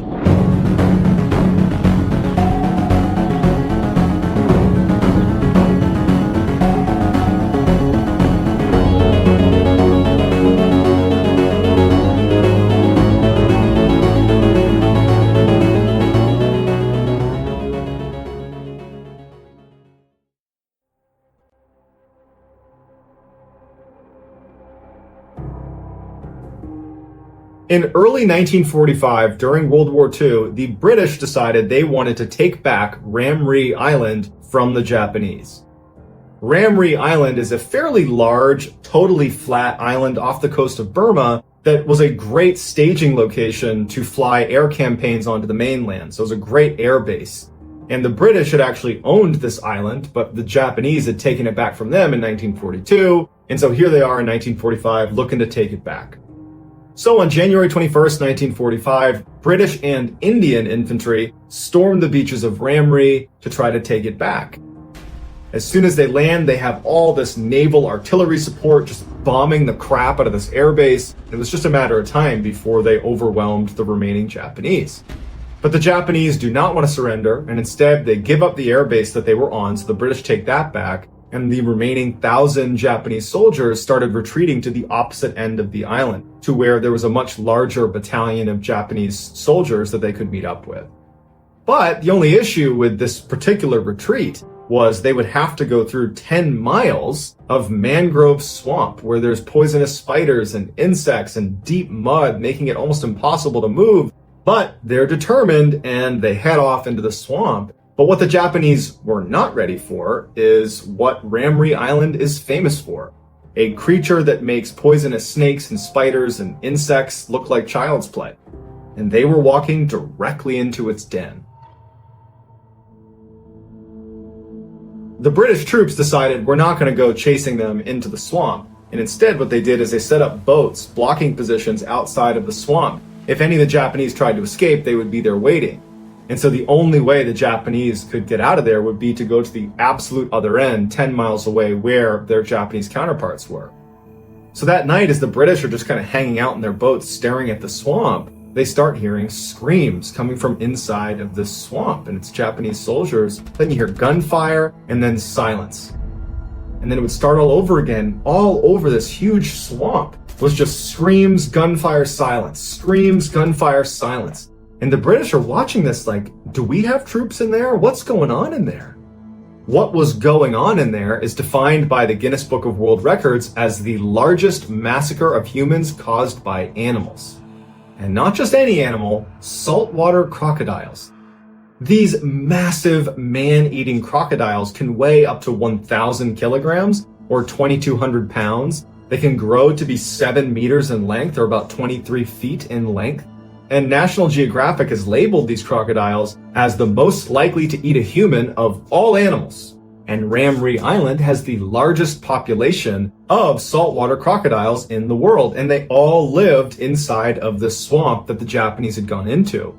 A lot of them were bleeding from the battle they were in, and so they were literally alerting hundreds of saltwater crocodiles to their location. Saltwater crocodiles are notorious night hunters. So what probably happened is the Japanese got inside of this mangrove. The crocodiles were immediately aware of their presence, but they waited until nighttime before they started having a feeding frenzy.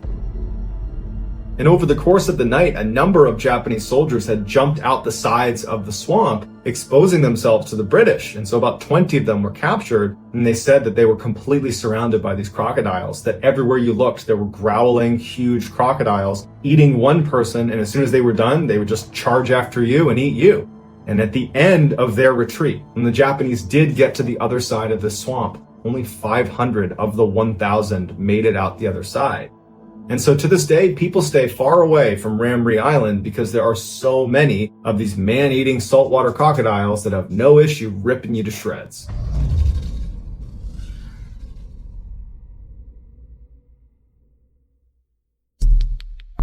Our next story is called Set Z.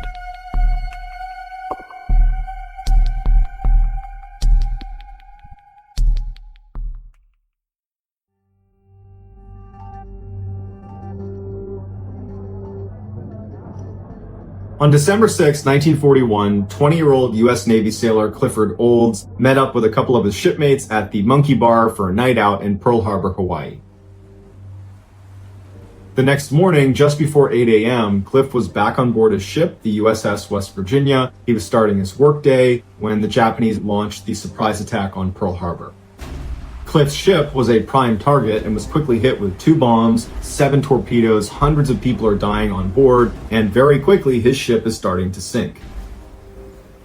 On board a Navy ship, there's all these different conditions the ship is set to depending on what you're doing, whether you're at war or you're just docked in peacetime, and all of these different conditions have very specific instructions. And one of those conditions is condition Z. Better known as setting Z, if the captain of a ship calls this out over the loudspeakers, every single hatch inside of that ship is shut and locked. If your ship is sinking and you say set Z, you are sealing all of those compartments so no more water can flow into them, and you can maintain a little bit of buoyancy so you don't sink quite as fast.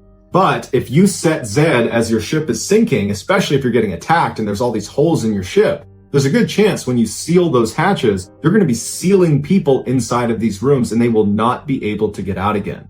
So when that call comes out over the loudspeakers, set Z, everybody knows to get the heck out of their compartments so that they do not get trapped inside of one of those rooms. On Cliff's ship, set Z was called over the loudspeakers, and Cliff, along with Ron Endicott, who was 18, and Buddy Costin, who was 21, were at the bottom of the ship in the freshwater pump room, and when someone came by and shut and sealed their room, they did not see them in there. And so probably the 3 of them ran to the door and were banging on it and trying to get someone's attention, but in the chaos of the moment, that person on the other side of the door that could have opened it up again was now gone. Even though the set Z procedure did prevent water from going into certain cabins on the West Virginia, it still would sink to the bottom of the ocean along with 17 other ships.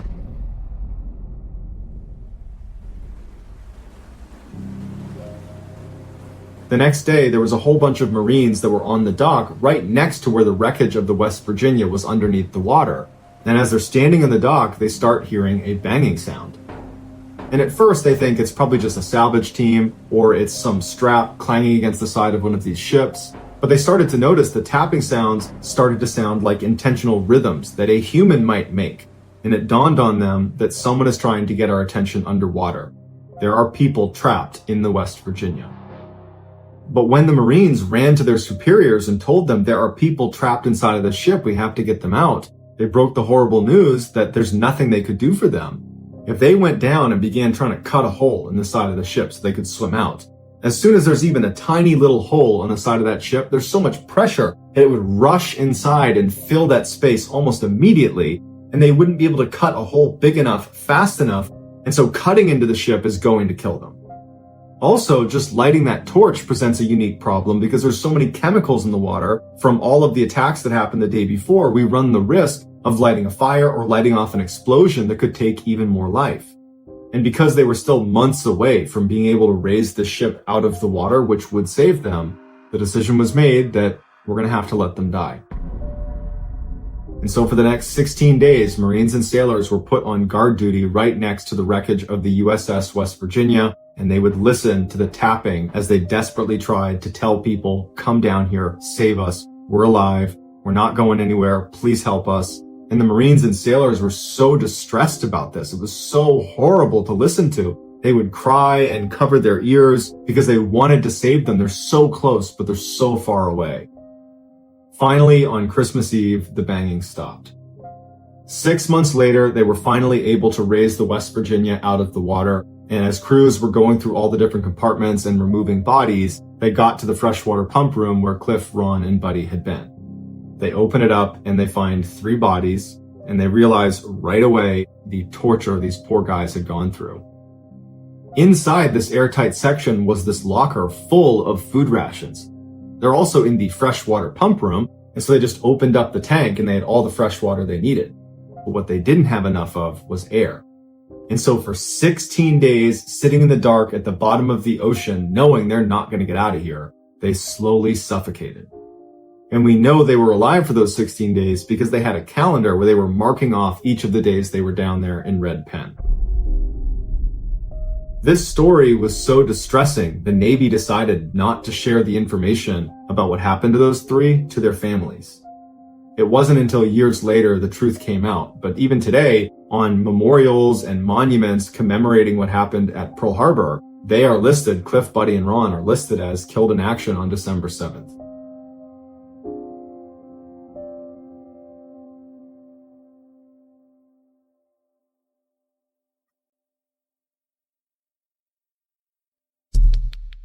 The next and final story of today's episode is called Lighter Than Air.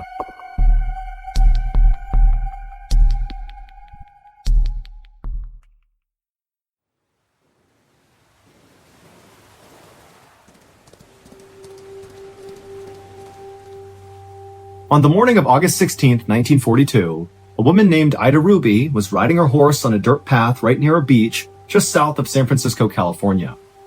Now, during the week, Ida was a telephone operator, but it was a Sunday, so she had time off.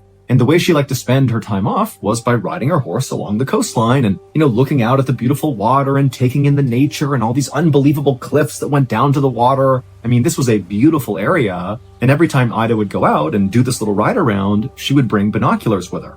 And so anytime she saw something of interest, she would stop and, use her binoculars to see what it was, like animals or things out over the water.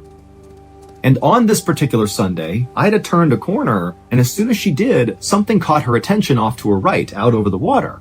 And so she stopped her horse and she turned, and she looked out, and the sea was very calm, and she could see way out just past the horizon was what looked like this black thing kind of hovering over the water. And instead of raising her binoculars right away, she just kind of squinted and looked off in the direction, and she quickly realized what it was. It was a blimp. Now, today, when we hear the word blimp, we very likely think of the Goodyear blimp that kind of sits over sporting events, with the big Goodyear logo stamped on the side of it. It's basically a big balloon with a gondola that sits underneath it for the person who's driving it and passengers. And that's actually exactly what Ida was seeing, a big oversized balloon with a gondola underneath it. But this was not a Goodyear blimp. It was a military blimp. Because this was 1942, right in the middle of World War II. And 9 months earlier, the United States had joined World War II after the Japanese had bombed Pearl Harbor.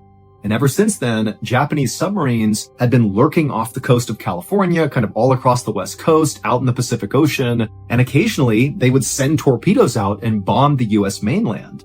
And so the United States responded to this by launching this fleet of blimps that basically were able to get really low to the water, that could move really slowly, and they would basically fly all along the Pacific coastline looking for Japanese submarines. They could literally go down, and from their gondola, they could look down and actually see submarines and mark them for bombing runs or, scare them off.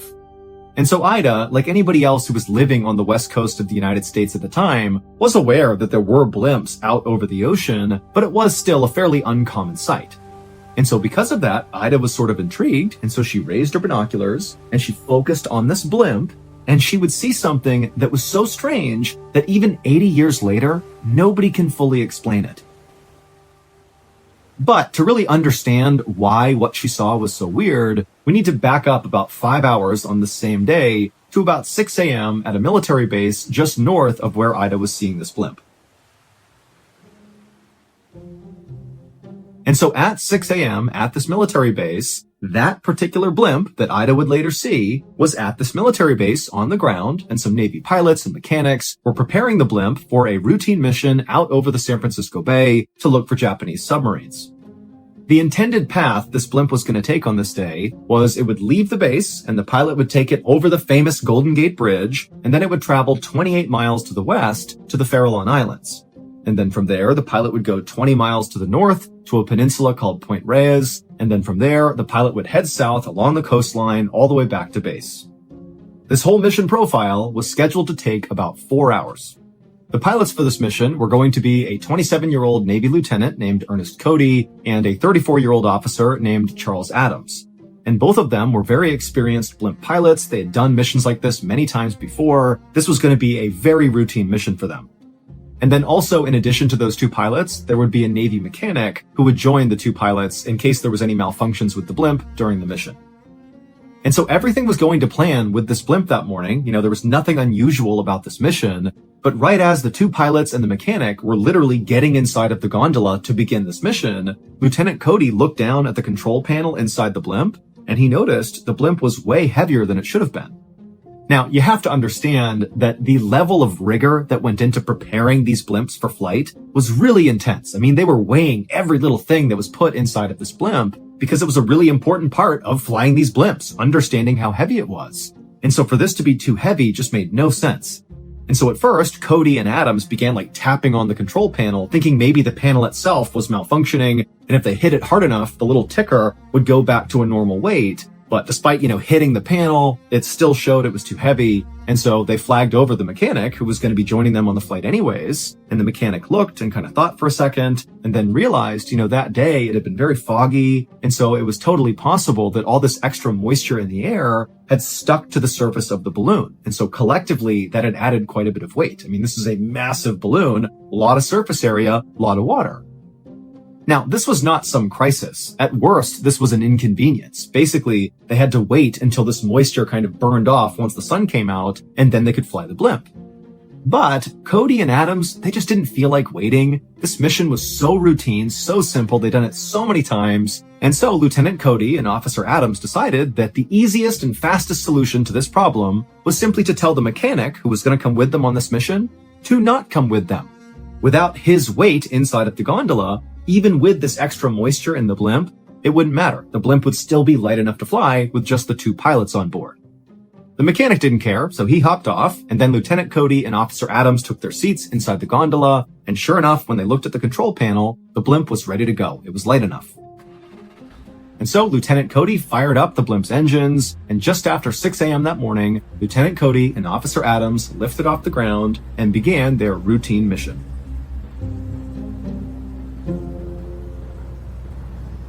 About an hour and a half later, at 7:38 a.m., Lieutenant Cody radioed back to air control, saying that so far the patrol had been totally routine, everything was going smoothly, they hadn't seen any Japanese submarines or anything out of the ordinary.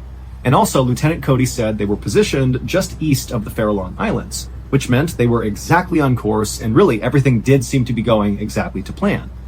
But 4 minutes later, Lieutenant Cody radioed back again to air control, and he said they had just spotted an oil slick down on the water.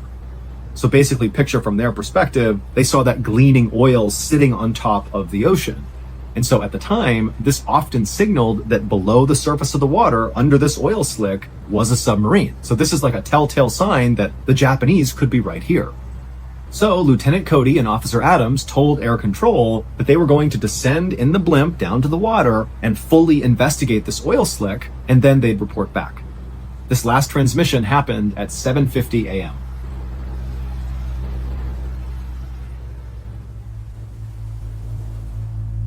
A few minutes later, a fishing boat named the Daisy Gray was gliding slowly through the water just east of the Farallon Islands, when all of a sudden the captain, who's looking straight ahead, he turned the boat and he happened to see straight ahead of him this massive blimp, the same blimp Lieutenant Cody and Officer Adams were in, descending very quickly through the clouds down towards the water. And remember, this was a pretty cloudy day, and so really this blimp kind of came out of nowhere, and this fishing boat captain was very aware that anytime blimps were out over the water, that was because they were looking for enemy submarines. And this captain realized he was heading right now straight in the direction of wherever this blimp was descending towards. And so the captain looked out ahead and he saw that big oil slick on top of the water, maybe 100 yards away from him. And so he put it together that, oh my gosh, this blimp is going to that slick. That means there's an enemy submarine basically right there. And so in a panic, the fishing boat captain called to his crew to pull in the fishing nets, and he turned the wheel as fast as he could, and he hit the accelerator, doing everything he could to get away from this blimp. Because he knew that typically what happened when a blimp came down and actually found a submarine is they sometimes dropped bombs on the submarine. I mean, this is warfare. And so the fishing boat captain is getting away as fast as he can, and as soon as he's turned around, he looked back, and he saw the blimp was now about 30 feet over the water, and someone inside the gondola was now leaning out over the side, and they dropped two things directly into the water, into that oil slick, and then seconds later, these huge plumes of smoke were coming out of the water. The person had just dropped some flares, basically marking where this submarine was. And so now the captain knew, okay, it's a submarine, and the next thing is very likely going to be a bomb, like a depth charge is going to be dropped right there. And so again, the captain's just speeding his way as fast as he can, hoping that if they do drop a bomb, it doesn't affect him and his crew. And so after making it another couple hundred feet away from this blimp, the captain again turned around, expecting to see this blimp still hovering where it was, because again, they had just dropped flares. They're preparing to do something major right there.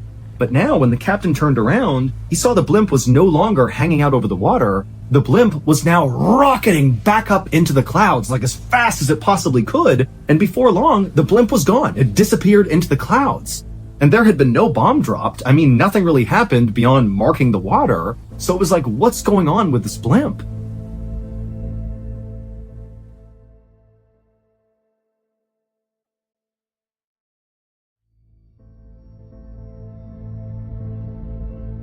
Meanwhile, back at air control, the last thing they heard from Lieutenant Cody was, hey, we see this oil slick down below, we're going to investigate, and we'll radio back when we're done.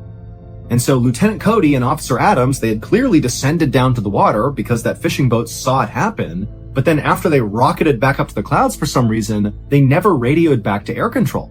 And so air control is waiting and waiting. They're not hearing back from Lieutenant Cody or Officer Adams. And finally, they began hailing the two pilots to say, hey, what's going on? You said you were going to investigate. What'd you find? What happened? But they could not get in touch with Lieutenant Cody or Officer Adams. And so eventually, after enough time had passed and they still had not heard from these pilots, air control sent two seaplanes out to that area east of the Farallon Islands to find the blimp and make sure the blimp was okay. But when the seaplanes got out there, they couldn't find the blimp anywhere. I mean, they flew all over the place doing wider and wider circuits. There was no sign of the blimp. And when they looked down at the water in the same area where Lieutenant Cody had called out that slick and where that fishing boat had also seen the slick, well, the slick was gone or the seaplanes just couldn't see the oil slick. But the seaplanes stayed on station in that area near the Farallon Islands for another 2 hours, just flying all over the place, kind of hoping to eventually see this blimp. And eventually they would. At about 10:30 a.m. that morning, one of the seaplanes spotted the blimp way, way high in the sky, like way higher than any blimp would ever go. It is dangerously high, and it was way off course. But when these two seaplane pilots began flying towards the blimp to get eyes on the pilots inside of this blimp, Lieutenant Cody and Officer Adams, well, when they got close enough, the blimp just began rapidly descending, like it was trying to avoid being seen by these seaplanes. And in fact, the blimp descended so quickly that it dropped below the cloud cover, and the seaplanes, they couldn't move that quickly. They had to do a big track to turn back around and try to go lower again.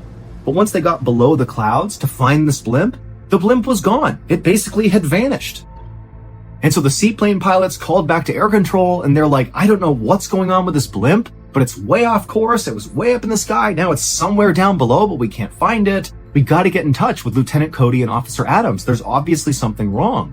But air control would try over and over again to get in touch with these pilots, but neither Cody nor Adams ever responded. They had just gone totally radio silent.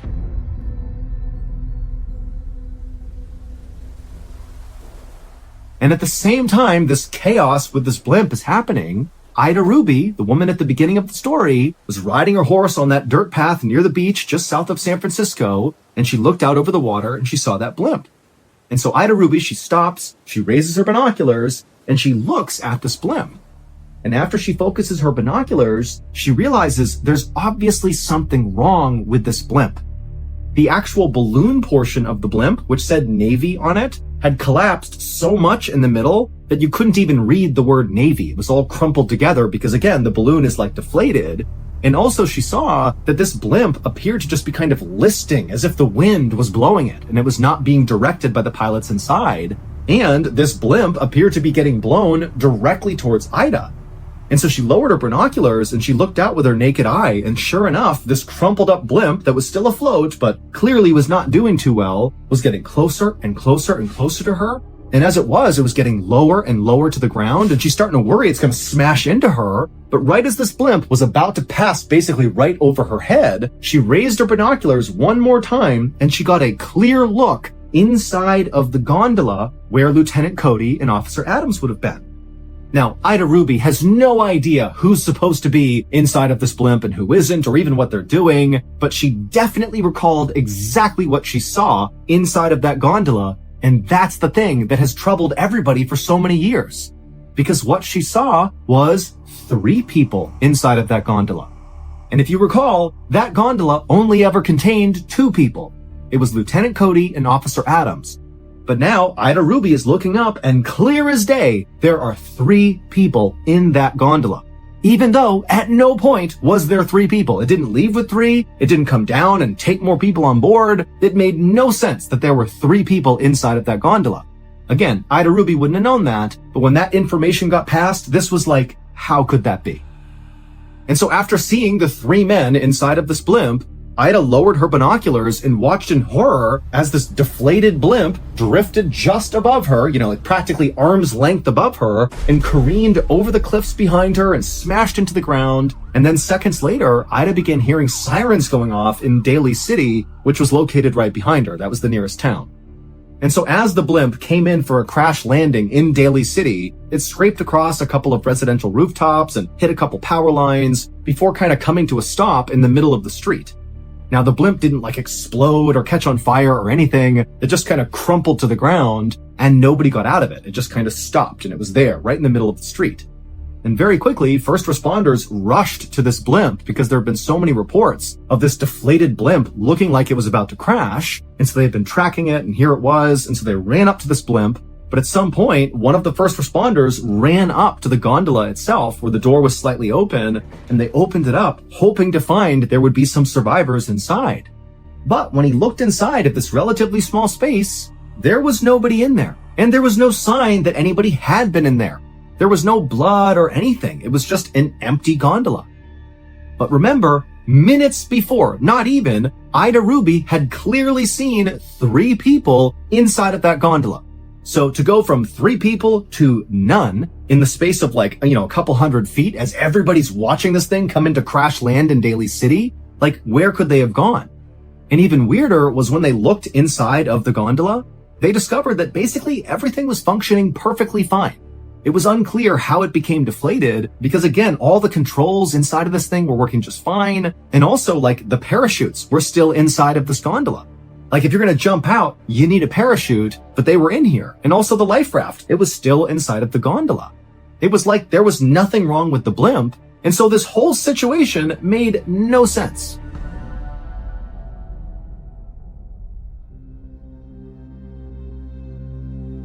The Navy would launch an exhaustive investigation into what happened with this blimp.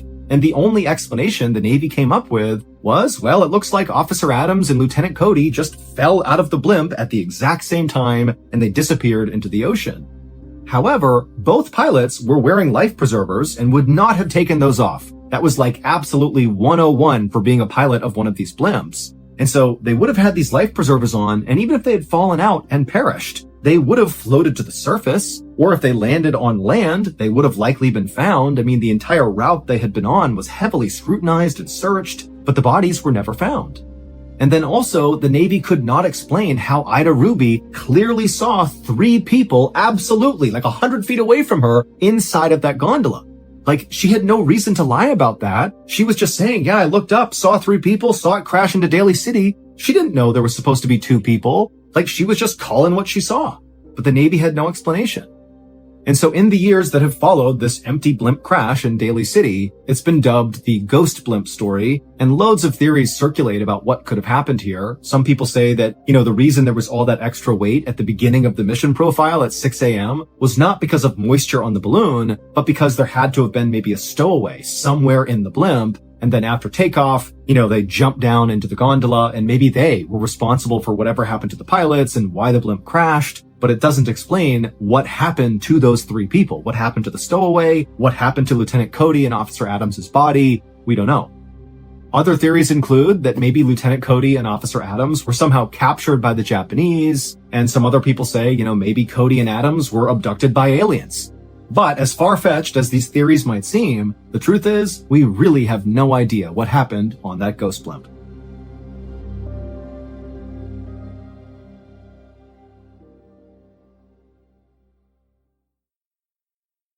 A quick note about our stories. They are all based on true events. But we sometimes use pseudonyms to protect the people involved, and some details are fictionalized for dramatic purposes.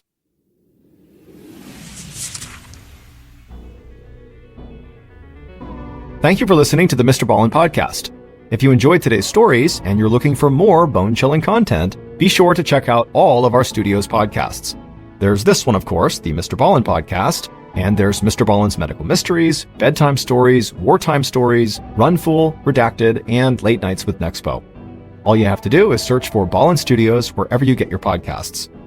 To watch hundreds more stories just like this one, head over to our YouTube channel, which is just called MrBallen. So that's going to do it. I really appreciate your support. Until next time, see ya.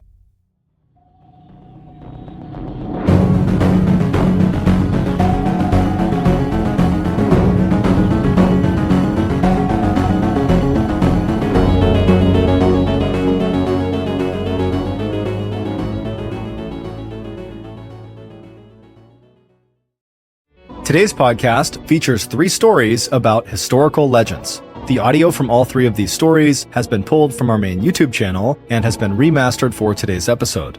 The links to the original YouTube videos are in the description. The first story you'll hear is called Smoke, and it's about how one man redefined what it means to have a high pain tolerance. The second story you'll hear is called Mad Jack, and it's about how one man's weapon choices during World War II made him famous. And the third and final story you'll hear is called Real Life Superhero, and it's very likely the most insane war story ever. But before we get into today's stories, if you're a fan of the strange, dark, and mysterious delivered in story format, then you've come to the right podcast, because that's all we do, and we upload twice a week, once on Monday and once on Thursday. So, if that's of interest to you, please replace all of the Amazon Music follow buttons Windex with olive oil. Okay, let's get into our first story called Smoke.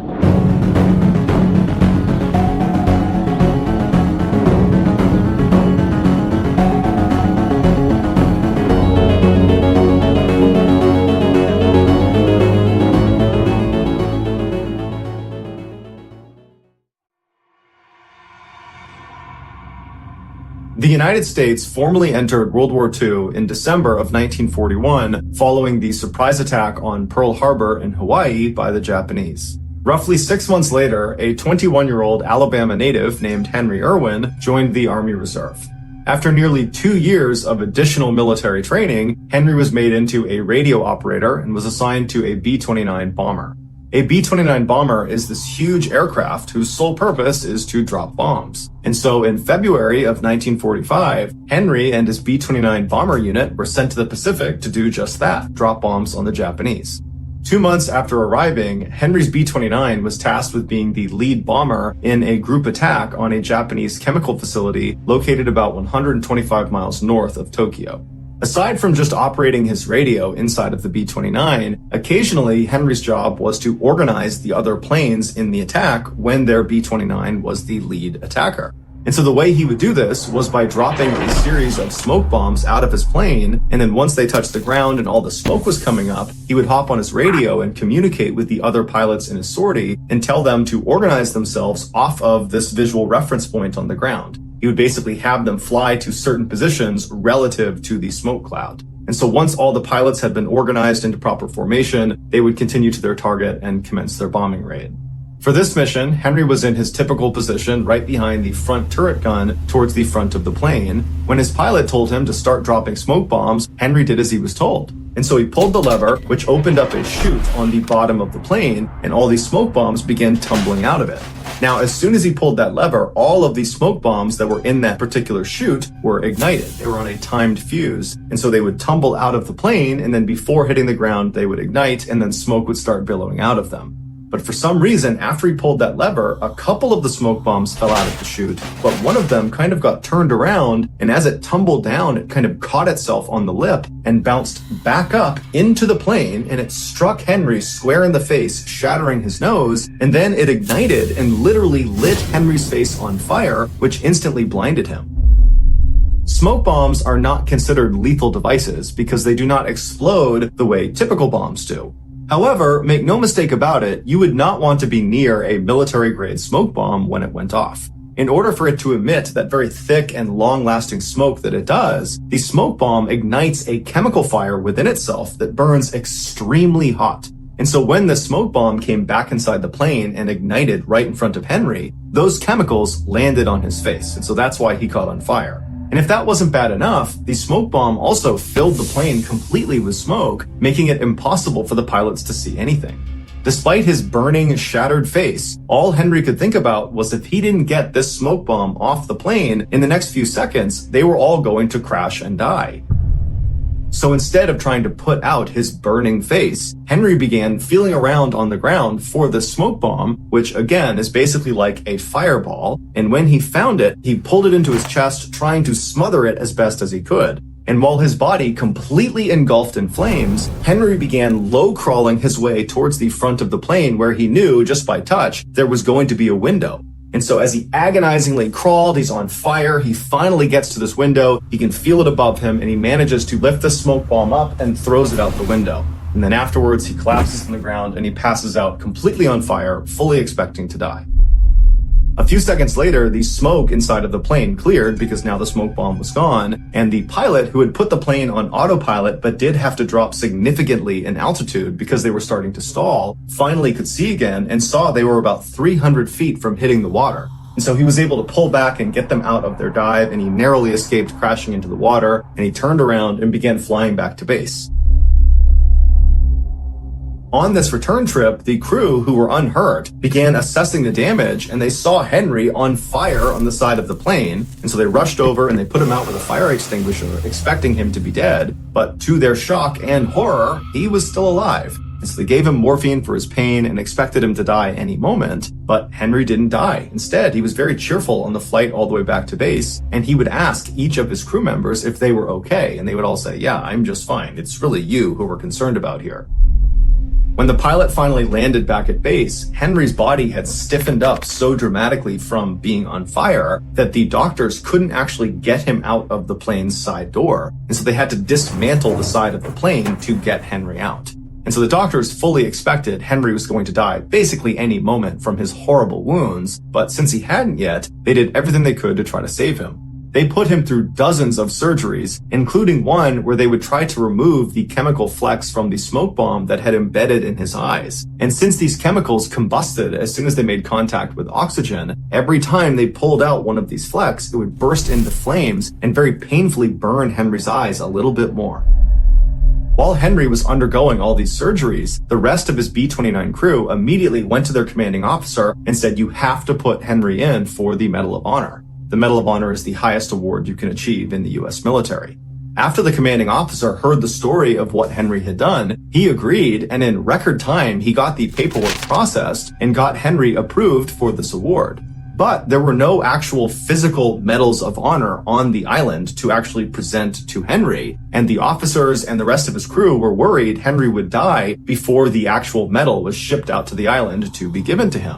And so the only Medal of Honor that was on this island was inside of a museum behind a glass case. And so one of the officers in Henry's crew went into the museum, shattered the case, took the display Medal of Honor, and rushed to Henry's bedside and put it around his neck. And then after that, somehow, Henry just didn't die. After dozens and dozens of surgeries, Henry actually regained sight in one of his eyes and regained the use of most of his body.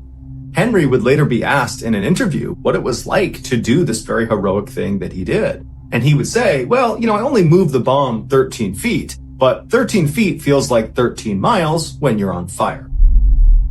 Henry would go on to be honorably discharged from the military, and he would spend the next 37 years working closely with other burn victims, trying to keep them positive and optimistic about their recovery. He would also go on to have 4 children, one of which became an Alabama state senator. In 2002, Henry died of natural causes at the age of 80.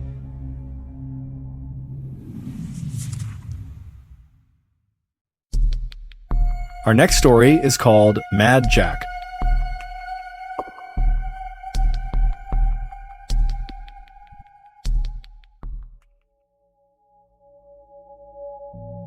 In 1926, Jack Churchill graduated from one of the UK's most prestigious military academies called Sandhurst, thus becoming an army officer. His first assignment was to an infantry unit stationed in Burma, but when he got there, it was peacetime, so Jack didn't have much to do.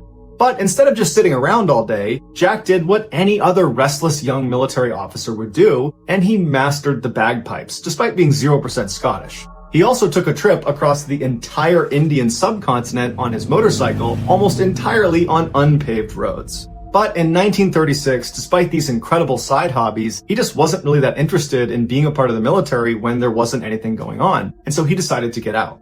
He moved to Nairobi, Kenya, where he became a newspaper editor / male model / movie extra. During his off time, he still took his bagpiping very seriously, placing second in a prominent piping competition in 1938. He also picked up another hobby, archery, and he became so good at it so quickly that he was chosen by England to represent them in the Archery World Championships in 1939.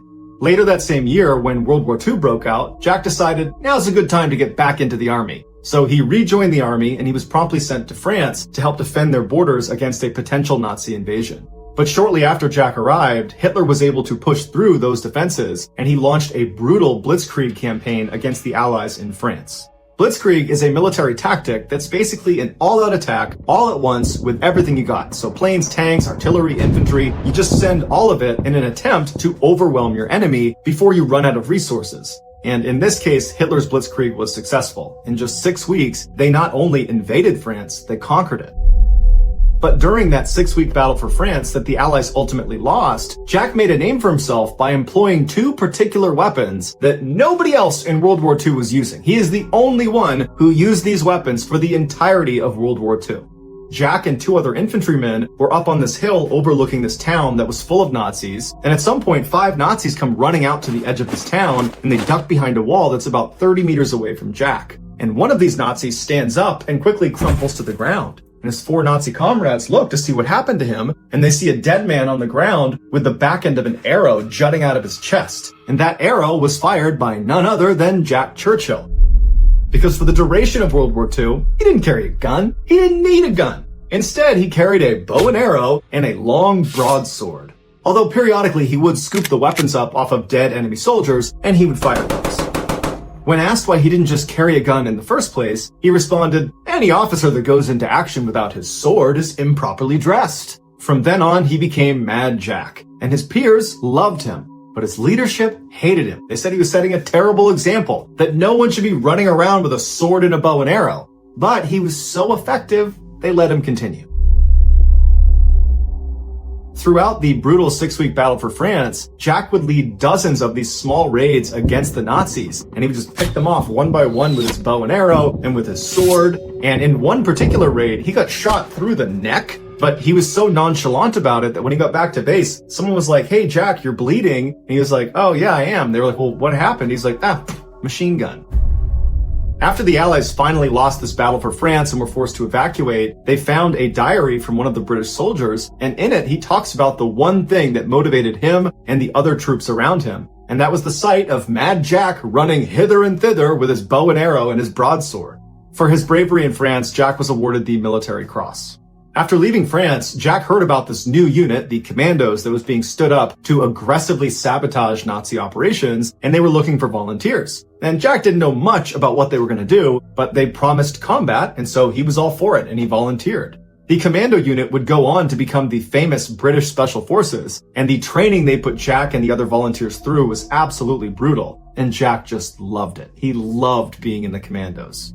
After graduation in 1941, Jack was put in command of a commando unit that was tasked with going to this Norwegian town of Vågsøy and taking down a Nazi garrison there. And so they loaded up into their amphibious landing craft, and Jack's got his kilt on, he's got his bagpipes, and he plays the bagpipes on the entire transit over to Vogsoy to pump up the commandos. And then Jack's landing craft was the first to reach the shores, and when its ramp came down, Jack was the first off, and he just kept playing his bagpipes, despite the fact that the Nazis now see them, and they're shooting at him. So rounds are impacting around him as he's blaring his bagpipes, and only when he finished his song did he shoulder his bagpipes, pull out a grenade. He saw some Nazis running along the ridgeline. He throws a grenade at them, then pulls out his sword and runs into battle.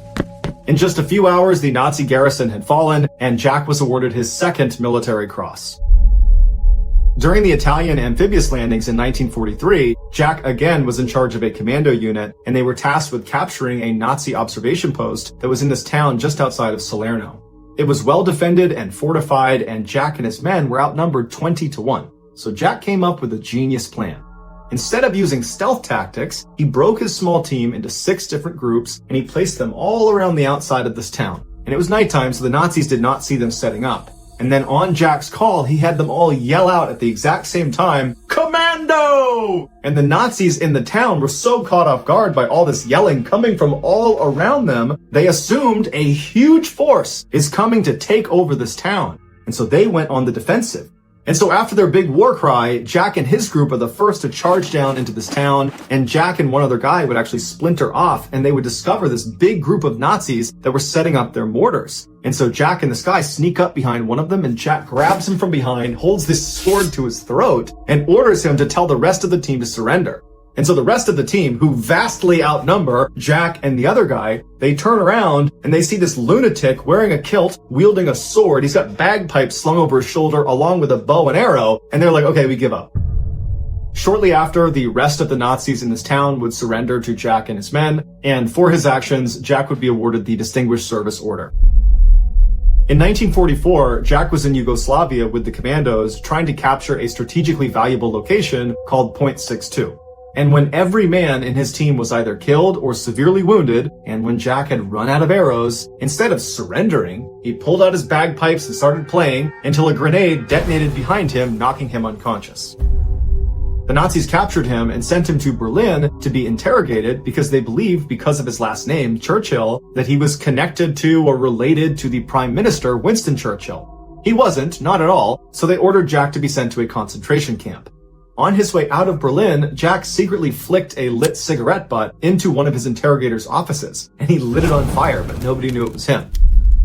And so Jack arrives at this concentration camp, and he's only there for a couple of months before he and another British military officer managed to escape by crawling underneath one of the barbed wire fences. They had slowly burrowed a tunnel without anybody noticing, and then they jumped down into this abandoned drainage pipe, and they crawled out to freedom that way. But their freedom would be short-lived because they only made it a couple of miles before they were recaptured by the Nazis. And so they were ordered to go to another concentration camp that was considered much more secure. But after only having been at this new concentration camp for less than a year, once again, Jack was able to escape. This time, it was because there was a power outage at the camp, and Jack just put his shovel down and casually walked out the front gates, and nobody noticed.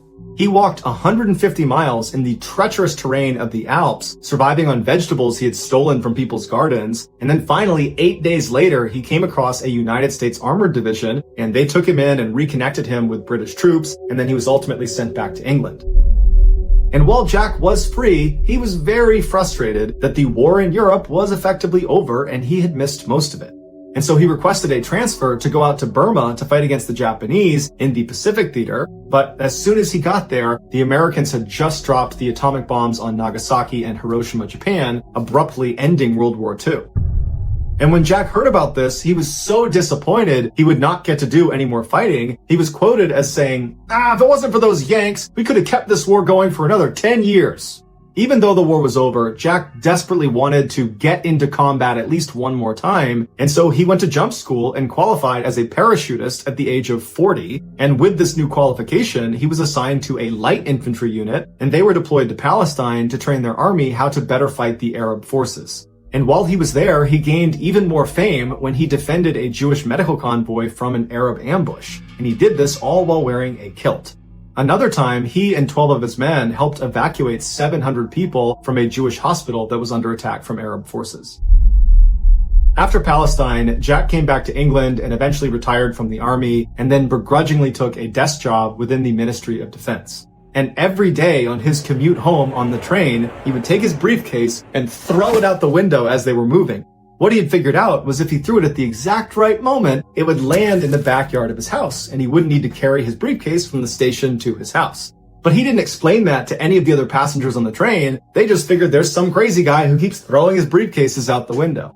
In his retirement, he also became an extremely talented surfer. And at one point, he wanted to surf the Severn Bore, which is this huge wave in southwestern England that nobody else had surfed before.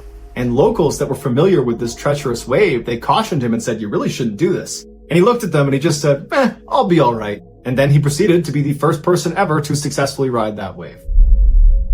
Jack would ultimately die in 1996. He was 89 years old.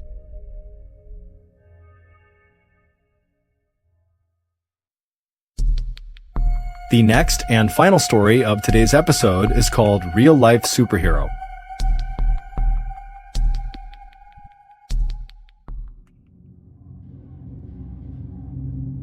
The United States formally entered World War II on December 8, 1941, after the Japanese attacked Pearl Harbor in Hawaii.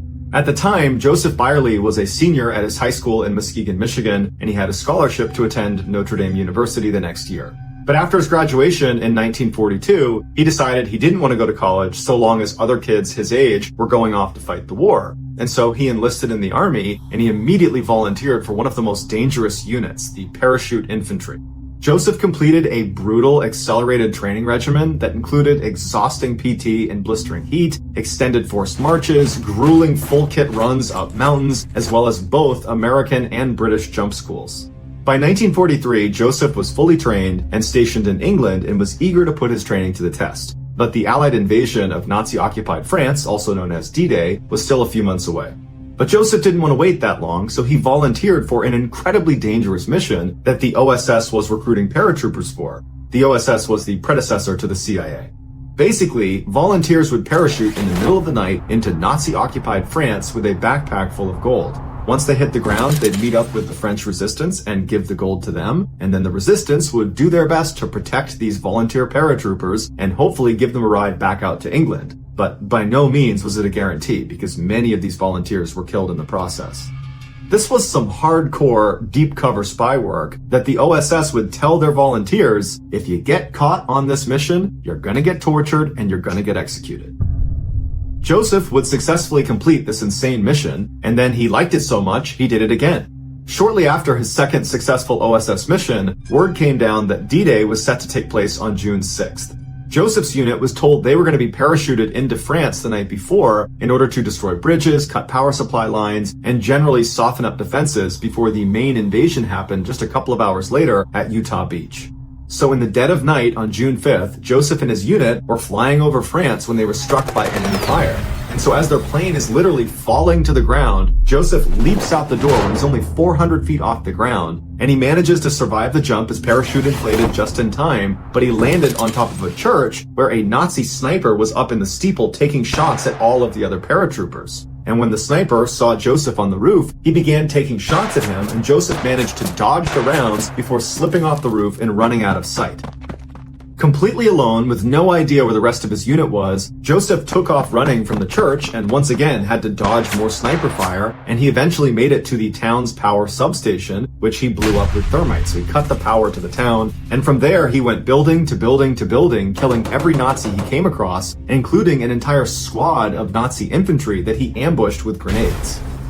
At some point, Joseph made his way over to one of the bridges leading into this town that if he blew up, it would prevent Nazis from sending reinforcements to Utah Beach. But as he crawled through one of the hedgerows, he fell headfirst into a Nazi machine gun nest, and when he turned around, there were a bunch of machine guns pointed at his face, and so he surrendered. Joseph was marched deeper into France to a POW holding area, and as soon as he got there, explosions ripped out all around him. It wasn't clear if it was German artillery or American aircraft, but whatever it was killing both Germans and American POWs. Joseph took shrapnel to the leg and was blown into a ditch, and despite being in excruciating pain, he took this as an opportunity to escape. And so he got up and ran away as best as he could with his injury, and for 12 hours he remained uncaught behind enemy lines before he was ultimately caught again. This time, they put Joseph in the back of a covered, locked truck to keep him from escaping, and they decided they would send him to St. Lo and decide what to do with him there. But on their transit to St. Lo, an Allied aircraft strafed the vehicle that Joseph was in, and Joseph survived the attack and was able to leap out of one of the holes in the side of the truck from this attack, and he attempted to escape. But once again, he was caught. The Nazis finally got Joseph to St. Lo, and as soon as they got there, the Americans launched an all-night bombing campaign on the city. But once again, Joseph narrowly survives. A recurring theme of Joseph's story is that he is repeatedly almost killed by his own teammates.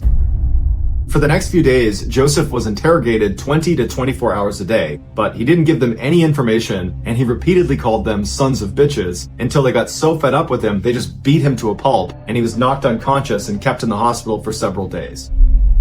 For the next 3 months, Joseph was starved, beaten, interrogated some more, and moved to multiple POW camps. He'd be forced to do back-breaking labor all day. At night, he would survive Allied bombing runs, and he would constantly weather hunger, disease, and exhaustion.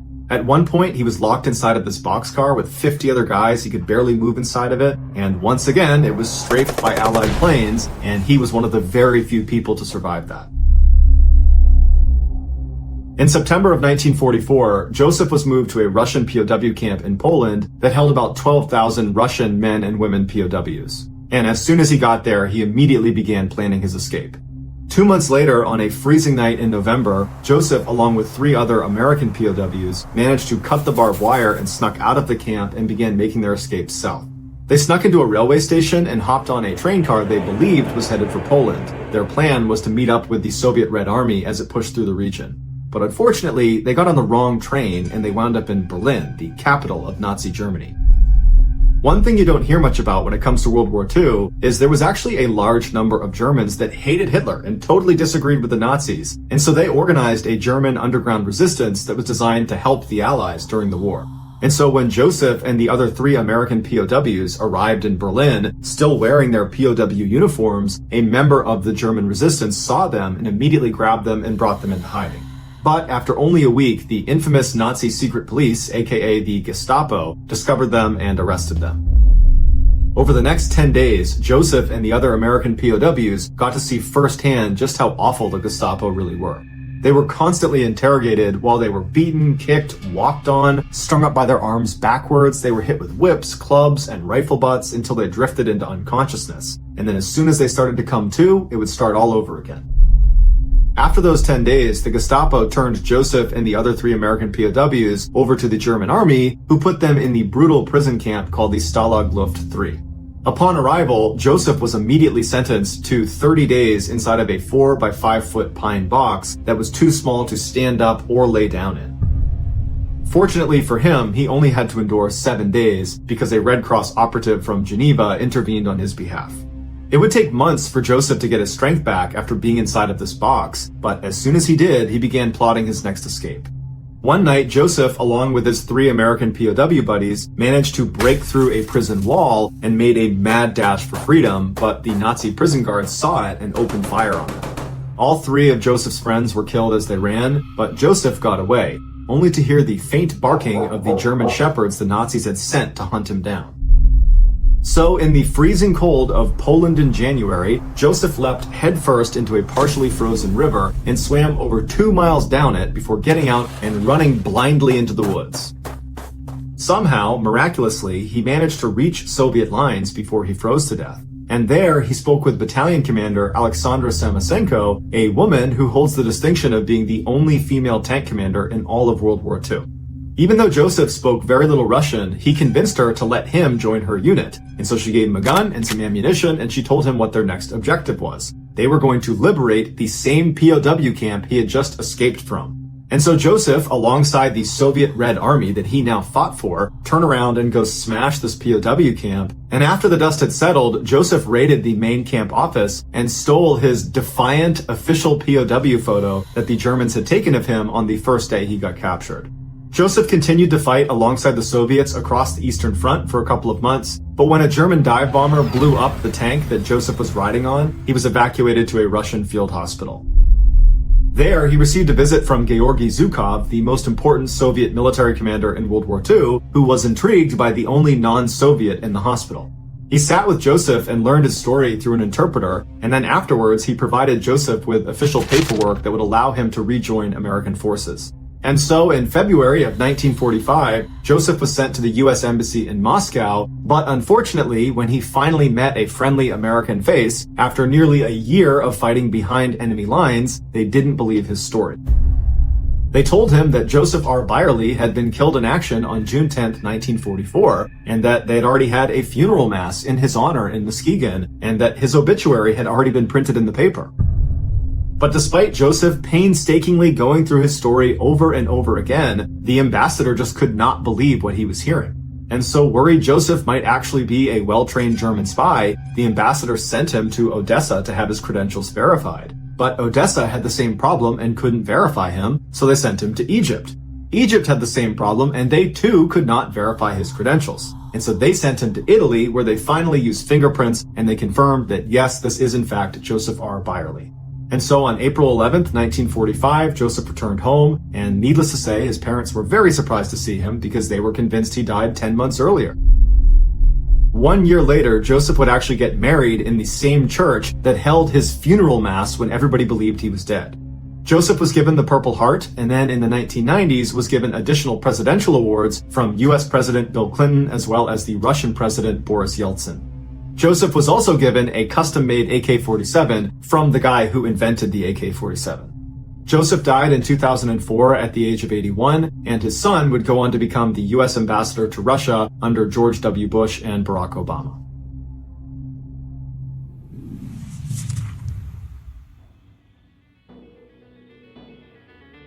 Thank you for listening to the MrBallen podcast. If you got something out of this episode and you haven't done this already, please replace all of the Amazon Music follow buttons Windex with olive oil. This podcast airs every Monday and Thursday morning, but in the meantime, you can always watch one of the hundreds of stories we have posted on our main YouTube channel, which is just called MrBallen. We have a registered 501c3 charitable organization called the MrBallen Foundation that honors and supports victims of violent crime as well as their families. Monthly donors to the MrBallen Foundation Honor Them Society will receive free gifts and exclusive invites to special live events. Go to mrballen.foundation and click Get Involved to join the Honor Them Society today. If you want to get in touch with me, please follow me on any major social media platform and then send me a direct message. My username is just @MrBallen, and I really do read the majority of my DMs. If you want to check out our merch, join our Discord server, or just see what's going on at Ballen Studios, head on over to our brand new website, ballenstudios.com. So that's going to do it. I really appreciate your support. Until next time, see ya.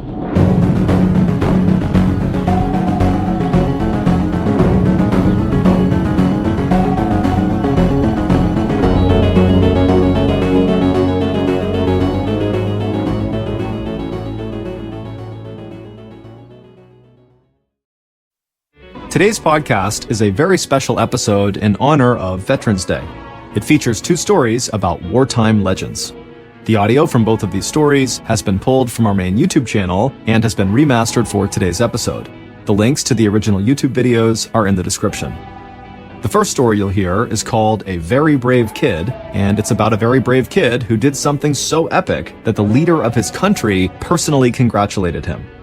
The second story you'll hear is called Just a Knife, and if you Google craziest war story of all time, this story often pops up. But before we get into today's stories, if you're a fan of the strange, dark, and mysterious delivered in story format, then you've come to the right podcast because that's all we do, and we upload twice a week, once on Monday and once on Thursday. So if that's of interest to you, please maneuver your vehicle in front of the Amazon Music follow buttons car while on the highway, and then turn on your turning blinker, but don't shift lanes. Okay, let's get into our first story called A Very Brave Kid.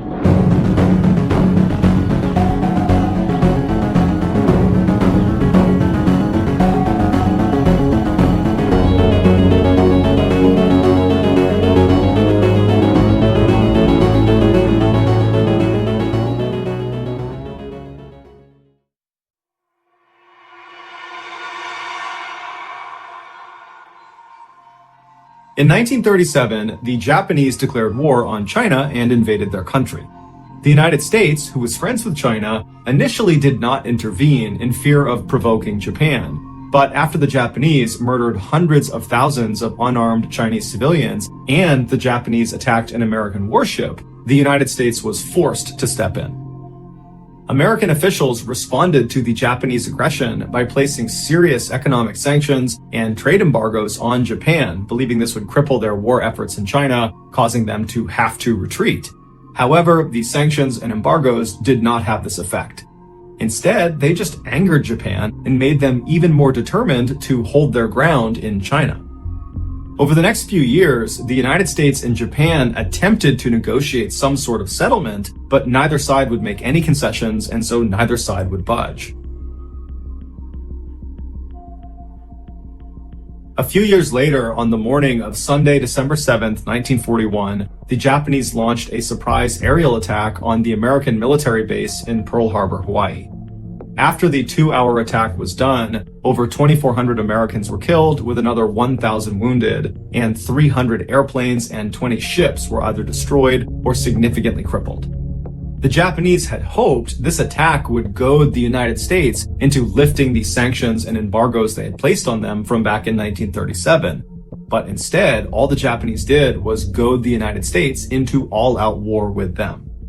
One day after the Japanese attack on Pearl Harbor, the United States officially declared war on Japan, thus entering World War II. On the day the Japanese bombed Pearl Harbor, Jack Lucas, like every other American in the country, was glued to his radio listening to the news. He was devastated and shocked at this carnage he was hearing about in Hawaii. And so by the time the President of the United States was declaring war on Japan, Jack had already made up his mind that he was going to join up and he was going to fight for his country. However, there was an issue. Jack wasn't old enough to join the military. You needed to be 17 years old, and Jack was only 14. But this was not going to stop Jack. So he created this fake document that said he was 17 years old, and he forged his mother's signature on it. And then, after bribing him, he got a notary to sign off on this document as well. And so Jack took his forged documentation, he gave it to the recruiter, and before long, Jack was accepted into the armed services and was on his way to Marine Corps boot camp. After completing initial training and becoming a Marine, the Marines found out Jack's paperwork was actually faked.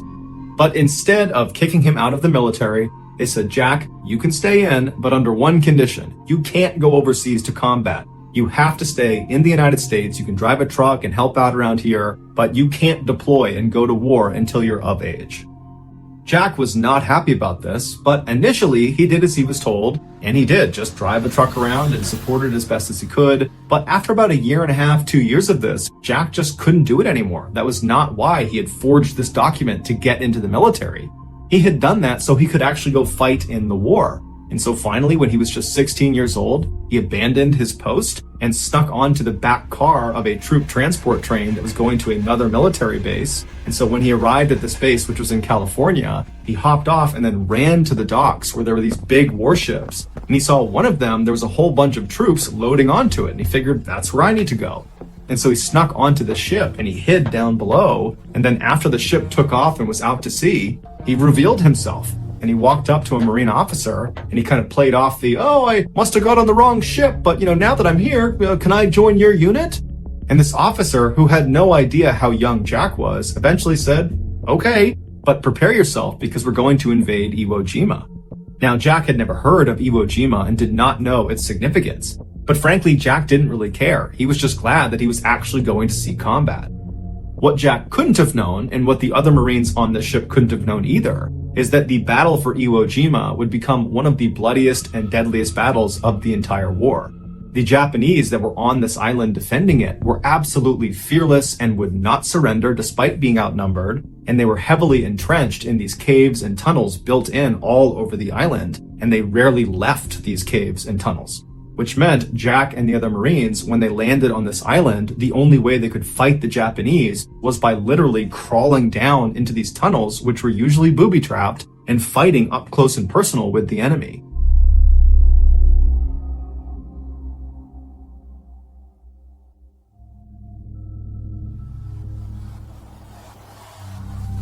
Jack's ship arrived off the coast of Iwo Jima in February of 1945 when Jack was still 16 years old. On February 19th, the first wave of Marines climbed down the side of this big ship down onto these smaller amphibious landing crafts, and then one by one they began making their way towards Iwo Jima to begin the invasion. Jack was not part of this initial invasion. He would be going out on day 2 with the second wave of Marines. And so Jack and all the other second wave Marines just stood at the front of the ship and watched as these amphibious crafts made it up to the beach and then just got completely gunned down by Japanese machine gunners that were lining the beach. And so by the second day, when Jack and the rest of the Marines are getting ready to launch their assault, there are literally thousands of dead Americans just lining the beach. But Jack and the other second wave Marines, they knew this was their job, this was their duty, and so they were undeterred. They climbed down the side of the ship, they boarded their amphibious landing craft, and began the journey towards the island. As they got closer, the Japanese machine gunners opened fire not only on Jack and the boat he was in, but all of the crews that were coming towards the beach. And so hundreds of Americans were just getting gunned down before they even reached the sand.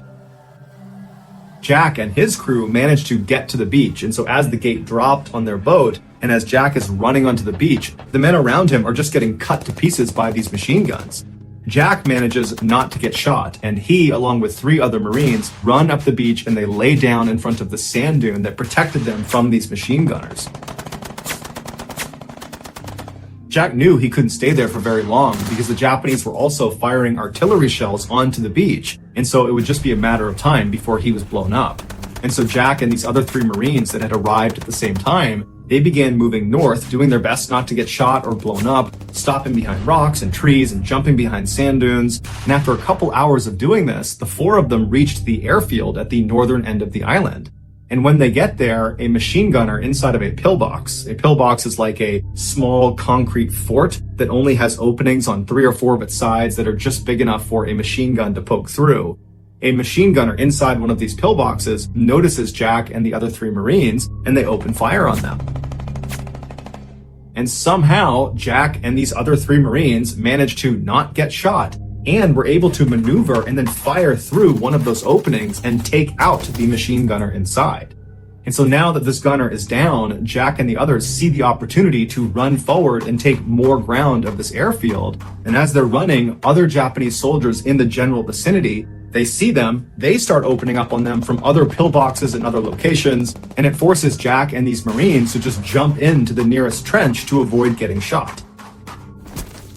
And so they're jumping into a Japanese trench, which is a deep hole dug in the ground to protect yourself from getting shot. And as they jump in there, they're expecting to see Japanese soldiers coming towards them, but there weren't any soldiers. But they knew they couldn't stay there for very long because eventually Japanese soldiers would come through here and then they'd get killed. And so they quickly decided their best bet was to basically get out of this trench and run towards the pillbox where they knew they had taken out the machine gunner inside, so they could actually take that pillbox for themselves. And so their plan was they would run towards it and stop inside of each of the trenches along the way to protect themselves because they know there are other Japanese that know where they are. And then once they get to the pillbox, they can regroup and call in reinforcements. And so one of the men Jack was with said, okay, I'll go first. And so he climbs out of his trench as the Japanese are shooting at him, and he sprints about 10 or 15 feet until he gets to the next trench on the way to this pillbox. And so Jack is watching as this guy jumps into this trench. And as soon as he disappears out of view, this Marine is immediately turning around and scrambling to get back out of the trench, and he's trying to run back towards Jack and the other 2 Marines he was with. It would turn out this guy had jumped into another Japanese trench that was full of Japanese soldiers. He'd actually landed on top of an actual soldier. But these Japanese soldiers were so caught off guard by this, they didn't have time to react and shoot this Marine before the Marine was able to scramble out and get back to Jack and the others. And then for the next several minutes, Jack and these other 3 Marines opened fire on these Japanese soldiers in this trench like 10 or 15 feet away. And these Japanese soldiers, they too opened fire on Jack and the other 3. Jack was able to take out 2 of the Japanese soldiers before his gun jammed. And so he ducked down into the trench to work on his gun. And as he's down there, he notices there are 2 grenades on the ground right next to him. And so without any hesitation, he yells, "Grenade!" to the other Marines, and then he jumps on top of them, smothering the grenades with his body. One of the grenades was a dud, and so it didn't explode. The other was not a dud, and it went off. The way a grenade works is there is a small piece of explosive that is inside of metal housing that's usually spherical, and this metal housing is the thing you actually hold onto and throw when you throw a grenade. And so when this small explosive is triggered by pulling the pin and releasing the spoon, it detonates and it causes the metal housing itself to be ripped apart and sent flying. Basically, when a grenade goes off, it's like having hundreds of pieces of jagged metal shot off in every direction that are all traveling roughly at the speed of a bullet or faster. And so naturally, a grenade up close is incredibly lethal. In fact, the kill radius of a typical fragmentation grenade is about 5 meters. When the grenade under Jack that was not a dud exploded, it sent Jack flying into the air, and then when he came back down again, his comrades saw him and they could see he was clearly devastated from all the fragmentation that had been pumped into his body, and so they assumed he was dead. But even if they thought he was alive for some reason, there was nothing they could have done to have helped him, because they were actively being engaged by dozens of Japanese soldiers that were only about 10 or 15 feet away. And so eventually, these 3 other Marines that Jack had just saved were forced to leave Jack where he was and retreat back to the beach, and they would all live. The Japanese soldiers in the trench that they were fighting against would eventually come into Jack's trench, but most likely when they saw Jack laying there just completely ruined from this grenade, they assumed he was dead, and so they just kind of left him there. But Jack wasn't dead. He just couldn't speak, and he couldn't see anything, and he really couldn't move, although he could wiggle a few fingers on his left hand. And so for hours, as he lay there in agonizing pain, in and out of consciousness, he just wiggled the fingers on his left hand, hoping an American would see him and know he was still alive. And you gotta figure, this whole time, it is just constant chaos all around him. His chances of survival are incredibly slim. The idea that an American is gonna find him and be able to evacuate him is almost zero, and he must have known that. But by some miracle, eventually another American unit did find their way into Jack's trench, and they did notice him wiggling the fingers on his left hand. And so they were able to evacuate him from the trench down to the beach, and from there, under the cover of darkness, they were able to bring him out to a hospital boat offshore, and there he would begin the first of 26 major surgeries to remove the grenade shrapnel from his torso, his arm, and his face. Despite his grievous injuries, Jack would surprisingly make a full recovery. And 8 months after his injury, the President of the United States would award him the highest decoration for bravery, the Medal of Honor. He would be the youngest recipient of this award since the 1800s, and to this day, he is one of only a handful of miners to have won this award. Following his departure from the military, Jack would survive a near-death experience while skydiving when both of his parachutes, his main and his reserve, failed, and he just smashed into the ground, but somehow lived. He would also survive a very bad house fire, and he would survive an assassination attempt on his life by his ex-wife. And so naturally, he titled his memoir Indestructible. Jack would eventually die of natural causes on June 5th, 2008. He was 80 years old.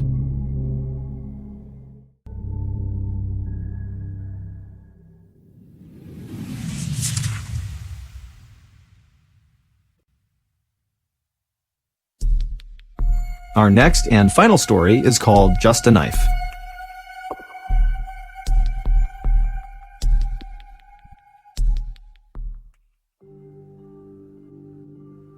Born in South Texas in 1935, Roy Benavidez was orphaned as a young child and sent to live with his uncle. As a young teen, he had to drop out of school to work in the beet and cotton fields just to help support his family. When he turned 18, he decided he wanted to get away from his hometown and do something bigger with his life, and so he enlisted in the Army, and shortly after that, he went to airborne school and then was assigned to the very famous 82nd Airborne Division. In October of 1964, Roy was a part of the first 125,000 Americans sent to Vietnam. While on a classified operation that required Roy to dress up as an enemy combatant, he stepped on a landmine in the middle of the jungle and nobody else was with him, so he's totally stranded. But fortunately, a squad of US Marines came upon him, but from what he was wearing, they assumed he was an enemy soldier, and so they almost walked past him, but someone thought to just flip him over and see who he was, and they discovered he was American and he had American dog tags on. And so he was evacuated from Vietnam and sent to an American hospital, And there, a doctor would tell him that he had a serious spinal injury and that it was unlikely he would ever walk again. And Roy's first reaction was, please don't discharge me from the Army. Because for Roy, the Army was his life. It was all he had. He was incredibly proud of it. And he desperately wanted to go back to Vietnam. And so he pleaded with the doctors and the nurses, please let me have some time to try to regain my strength in my legs so that I don't get medically discharged. And so they said, look, you're going to get medically retired if you aren't walking within the year. And so every night when his doctors and nurses would leave, he would fall out of his bed and then drag himself across the ground to the wall. And then he'd pull himself up and try to put weight on his legs and attempt to build strength back up and retrain himself how to walk. And after 6 months of doing this every night, he did literally reteach himself how to walk. He built up strength in his legs, and his doctors and nurses, they're watching this transformation during the day, but they're not seeing him at night. And they're telling him, this is a miracle. We've never seen this before. We've never seen someone recover so quickly. And Roy just stayed quiet because he wanted to make sure he was allowed to keep doing that every night. And so finally, after those 6 months, his doctors and nurses agreed that, yep, he's good. He can stay in the Army. But the Army said they wanted him to take a desk job because he had already been so badly wounded in combat. And Roy didn't want that. He pleaded with them to let him go back to the 82nd, but they said, no, we're not going to risk you getting hurt again. And so he was sent to North Carolina for his desk job. And as soon as he got there, he began training like a maniac every minute of every day, trying to get in the best shape of his life, because his plan in his head was once he got there, he would try out for Special Forces. He would try to become an Army Green Beret, which is the premier combat unit in the Army. It's one of the hardest ones to get into. And their training program is in North Carolina. And so after a few months, he was in amazing shape and he asked his superiors, can I go try out to be a Green Beret? And they're like, I can't believe you're even walking, but you know what? You've come this far, you can go try out. And just a couple of months later, Roy Benavides was a Green Beret. A year later, in 1968, so 4 years after Roy was nearly killed by that landmine, he was sent back to Vietnam for his second combat tour. And as soon as he got there, the fighting was very intense. On May 2nd of that year, Roy had a day off, and he was spending his day off at a church service inside of their wooden shack they had built on their base. And while he was in there listening to the chaplain, he heard a radio call come out from the communications table that was just outside of the shack he was in, and it sounded like someone was in trouble. And so he ran outside to listen to the radio, and what he heard was this very desperate call from someone yelling into the radio, get us out of here. And in the background of this radio call is just a constant barrage of gunfire. The call for help came from a 12-man Army Special Forces team that had been ambushed by an entire North Vietnamese Army infantry battalion. To put that in perspective, that is 12 Special Forces members, of which many of them Roy knew personally, in the middle of the jungle, where on all four sides there are over 1,000 enemy combatants. As Roy is hearing this distressing transmission come across the radio, he hears overhead the sound of incoming helicopters. And he looks and he sees there's 3 birds that are coming towards their base. And so he runs over to the landing zone to greet the helicopters as they come in. And he can see as they're landing, they are all completely covered in bullet holes. And as soon as they touch down, Roy runs up to one of the door gunners, which is this 19-year-old kid, and he looks kind of dazed. And Roy asks him, what's going on? Where'd you guys just come from? Were you out there at that ambush site? Do you know what's going on with that 12-man team? And the door gunner just collapses into Roy's arms and dies. He had been shot up. These 3 helicopters had attempted previously to fly into the jungle and save that 12-man team, but they had been shot off and had been unsuccessful. Roy helped get the dead door gunner out of the helo, and then he turned to the pilot of this helo where the door gunner was, and he asked him, are you going to go back out there and try to save those guys? And the pilot was obviously so distraught about the death of his door gunner, and also the fact that there are 12 men out there that they could not rescue, that he's chomping at the bit. He wants to go back out there.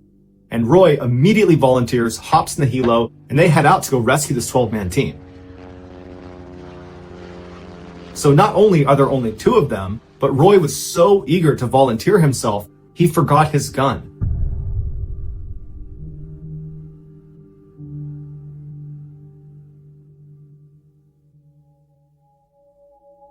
So all he had on him was his knife and some medical supplies.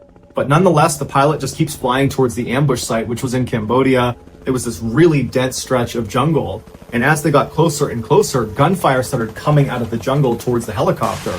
And so the pilot had to do this kind of constant zigzagging just to avoid getting shot down.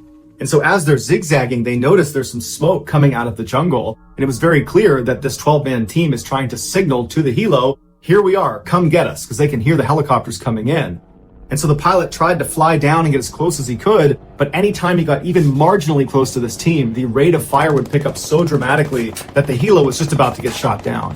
And so the pilot began to turn away, and he told Roy, we can't get any closer, we're going to have to get more people in here. And Roy just tells him, no, get as low as you can, and I will jump out into the jungle. And the pilot turns to him and he's like, you can't do that, you're going to get killed. And Roy somehow convinces this pilot that he alone, without a gun, is totally competent. Just put me down in that jungle and everything's going to be just fine. And so the pilot said, okay. And he lowered right over the canopy of this jungle, about 100 yards away from where this 12-man team is trapped. And without any hesitation, Roy just leaps off the helicopter into the jungle. Now, you got to understand that where he was jumping was where the enemy was. He was literally jumping, no parachute, no gun, no anything, just crashing through the canopy onto the jungle floor where he'll definitely be surrounded by enemy combatants. And so he plummets through the canopy, smashes onto the ground, he pops up and just starts running through the jungle with enemies on either side of him towards the 12-man down team. And the enemy was so surprised to just see this American running through the middle of the jungle by himself with no weapon that they hesitated for a minute and they didn't open fire on him. But when they did open fire, Roy got shot in the face, in the back of the head, in the leg. They threw a grenade that detonated at his back and sent shrapnel into him. But none of it stopped Roy. He just kept on running until he made it to this downed 12-man team. And when he got to them, they were in terrible shape. They were doing their best to stay behind some trees, but rounds were coming in from all directions, and 4 of them were already dead, and the others that were still alive were critically wounded. In fact, one of the most able-bodied of the surviving 12 had been shot in the head and was missing an eye and could barely see out of the other one. And so he's fighting to stay conscious and he's generally trying to shoot in one direction. But I mean, that's their best guy at this point, to give you a state of how they were doing. But Roy ran up to this guy, he pulled him down, he gave him a shot of morphine in the arm, and he repositioned him because he couldn't really see, and told him where to shoot his gun. And then, under a constant hail of bullets, Roy low-crawled to each of the other living team members and gave them morphine shots, and then began dragging each and every one of them away from the ambush site to this other area where there was better cover, and there was a nearby clearing that he believed a helicopter could land in if the pilot was really daring. On one of Roy's last trips back to the ambush site to get the last few surviving members, he saw 2 other men that were part of this team that had been totally cut off from the main group. And when Roy had jumped into the jungle and ran in, all his adrenaline had kicked up and he just hadn't done a head count. And so he didn't realize there were 2 other people over there. And so without any hesitation, he grabbed a gun off of one of the dead enemy soldiers and just began running towards this down 2-man team. And as he's running, he's shooting wildly in every direction, trying his best to suppress enemy fire, but it's really doing nothing. He's just dodging bullets as he's running. And right as he got close to the 2-man team, a bullet went flying through his thigh, just clean through his thigh, and it didn't slow him down. He got to the 2-man team totally unfazed, and he says, okay, get ready to move. He stands back up and he starts shooting again in both directions and tells them to crawl back to the main unit. And so he stands up and continues to shoot in both directions until these 2 men get back over to the main group. Once they were safely with the group, Roy again ran the gauntlet with this huge gaping hole in his thigh all the way back to the main group. And so now that Roy had a full head count of all of the living members of the downed 12-man team, and he had moved them all to this slightly safer area relatively with better cover and concealment, he threw a smoke grenade into the nearby clearing he had found in hopes that the helo pilot overhead would see the smoke and be willing to come down and land. The pilot that had dropped off Roy had not actually left the area. He had moved away from all the fighting, but he was loitering in case something like this happened. And so he saw the smoke, and without any hesitation, he flew right over, taking rounds the whole time, pinging off the side of his helicopter, and he touched down right in this tiny little clearing. And so as the semi-able-bodied surviving members of this unit began making their way over to the helicopter, Roy began running around a little ways off from the helicopter, picking up rifles off of the dead enemy and shooting back at the enemy, dropping that gun, running over, picking up another one, engaging the enemy over and over again, doing everything he can to try to protect the extract of his men behind him. And once Roy turned around and saw most of the men had made it onto the helicopter, Roy believed it was his chance now to run out and try to collect some of their dead teammates. And so Roy just takes off into the jungle, right into enemy fire. He's got 2 guns in his hands, and he's running. He's trying to engage the enemy as he's going. And then he comes across the first of his dead teammates, and it happens to be one of his very best friends, a man named Leroy Wright. And so he grabs Leroy and begins trying to haul him back towards the chopper. And as he's moving, Roy gets shot again, this time through his stomach. So he tries to keep himself on his feet. And as he's doing that, a grenade detonates behind him, sending more shrapnel into his body, knocking him unconscious. When he came to, he started looking around, and he could see in the tree line dozens of enemy soldiers running towards him. And so he knew if he tried to bring Leroy back to the chopper, that was a suicide mission. And so he had to leave his friend behind. He jumped up, and with all of these enemy combatants just constantly engaging him, he ran all the way back, zigging and zagging back to the main group. And when he got there, expecting to see the helicopter, he found the helicopter had actually crashed onto the ground and was on fire. It had been shot down while he was unconscious.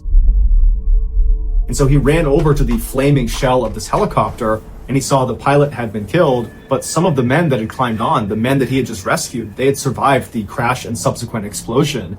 And so Roy just leaps into the burning vehicle and starts throwing these survivors out. Then he leapt back out, he picked up a gun, continued to engage the enemy, and then began picking up these wounded men and dragging them even farther away to another area that was safely away from this crash site.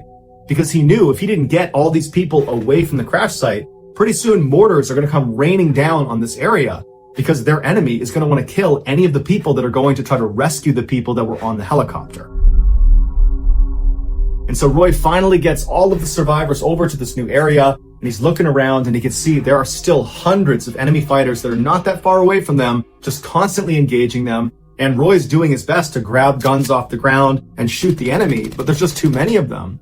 And he's looking around at his team, and everybody's on the brink of death. And so is Roy. He's just functioning on adrenaline at this point. And he thinks to himself, the only way we can get out of this is if we call in what's called a danger close airstrike.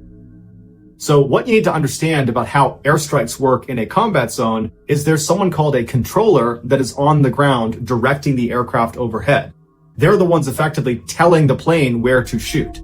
And so a danger close airstrike is when the controller tells the aircraft overhead, I want you to drop a bomb right here, giving them the grid coordinates, but where they're telling them to drop is basically in the same position where the controller is. You would only do it if you're being overrun. It's a way to ensure your enemy gets taken out, even if that means taking yourself out. Now, the goal of the controller is not to drop the bomb on themselves or their team. The goal of the controller is to get that airstrike as close as you can to your position without killing you. And so Roy, who's physically wrecked, he's getting shot at, he's got bullet holes all over him, it's totally chaotic. He pulls out his map, he calmly finds his grid coordinates, he calls it into the aircraft overhead, and he calls in a beautiful precision napalm strike that does not affect his team at all. He calls in multiple gun runs. None of them affect his team, despite them all being considered danger close airstrikes. And so Roy just continuously called in attack run after attack run, taking out enemy combatants all around them, completely suppressing the fire. But at some point, the aircraft overhead ran out of fuel and had to leave. And at that point, the surviving enemy combatants, which still numbered in the hundreds, they popped their heads up and they unleashed a hellacious volley of fire in which Roy again got shot clean through the leg. And so now Roy's looking around and he's realizing they're pretty much out of options. They don't have aircraft overhead. Roy's basically out of ammunition and there's no dead guys' guns around for him to grab. All of his team members are basically on the brink of death. And so Roy's thinking to himself, any minute now, we're going to get overrun. And so he crawls to each of his surviving teammates and he gives them one last shot of morphine to at least make their death painless. And then at the 11th hour, another helo comes blazing into the jungle and opens fire on the enemy, pushing them back. Roy is immediately invigorated and motivated because now he sees an opportunity to potentially survive this. And so once again, he grabs his teammates and begins schlepping them over to the helicopter. And after he believed he got the last of them on board, he turned and saw two of his teammates had fallen down farther back in the jungle, and the enemy was closing in on them. And so Roy, like always, without any hesitation, just starts running towards them, and as he's just about to reach them, an enemy soldier that had apparently run out of ammunition leapt out of the jungle and smashed Roy on the side of the head with their rifle butt, fracturing his skull. And so Roy falls to the ground and the soldier jumps on top of him and smashes his face, breaking his jaw. And then the soldier turns his rifle around. There's a bayonet on the front side and he begins impaling Roy over and over again. And Roy, like out of a movie, grabbed the rifle pulled it out of himself, threw the soldier on the ground, jumped up, got on top of him, drew his Bowie knife, and proceeded to kill this soldier. And after he was done with that, he ran over to the two downed men. He grabbed one of them with his left hand. He picked up a rifle with the other. And as he's dragging this guy back to the chopper, he shoots and kills two more enemy combatants. So he finally gets this guy back to the chopper. He runs back, gets the last guy, throws him back in the helicopter. And then finally, Roy is the very last living American to hop in the helicopter, and the helicopter takes off. On the helo ride back, Roy was in very rough shape and had to literally hold his insides inside of his stomach. And so when they finally landed back at base and Roy was hauled off of this helicopter, he wasn't moving, and the doctors and nurses didn't really even know where to start with him. He had so many injuries. He had 37 significant holes in his body from gunshot wounds, from bayonet wounds, from shrapnel. And so they started trying to treat him, but there was no heartbeat, no pulse, and so they declared him dead. Roy's body was moved into a body bag, and as the doctor was zipping it up again, Roy spit in his face. Because Roy had no other way to communicate. His jaw was so badly broken from that rifle butt, he couldn't move his jaw, and his eyes were sealed shut from all the blood on his face that had dried. And so his only way to communicate was to spit. And so unbelievably, Roy was still alive. And so they took him out of the body bag, and they shipped him to Japan for intensive surgery, and then he was transferred to Texas, where he spent a year rehabbing from his severe injuries. Roy was immediately given the Distinguished Service Cross and was put in for the Congressional Medal of Honor, which is the U.S. military's highest award for valor. But the paperwork took a really long time, and so Roy was not actually given the Congressional Medal of Honor until 1981. Of the 12 men that were trapped in that jungle, 8 would survive, all thanks to Roy Benavides. Roy passed away in 1998 as a result of complications from diabetes. He was 63 years old.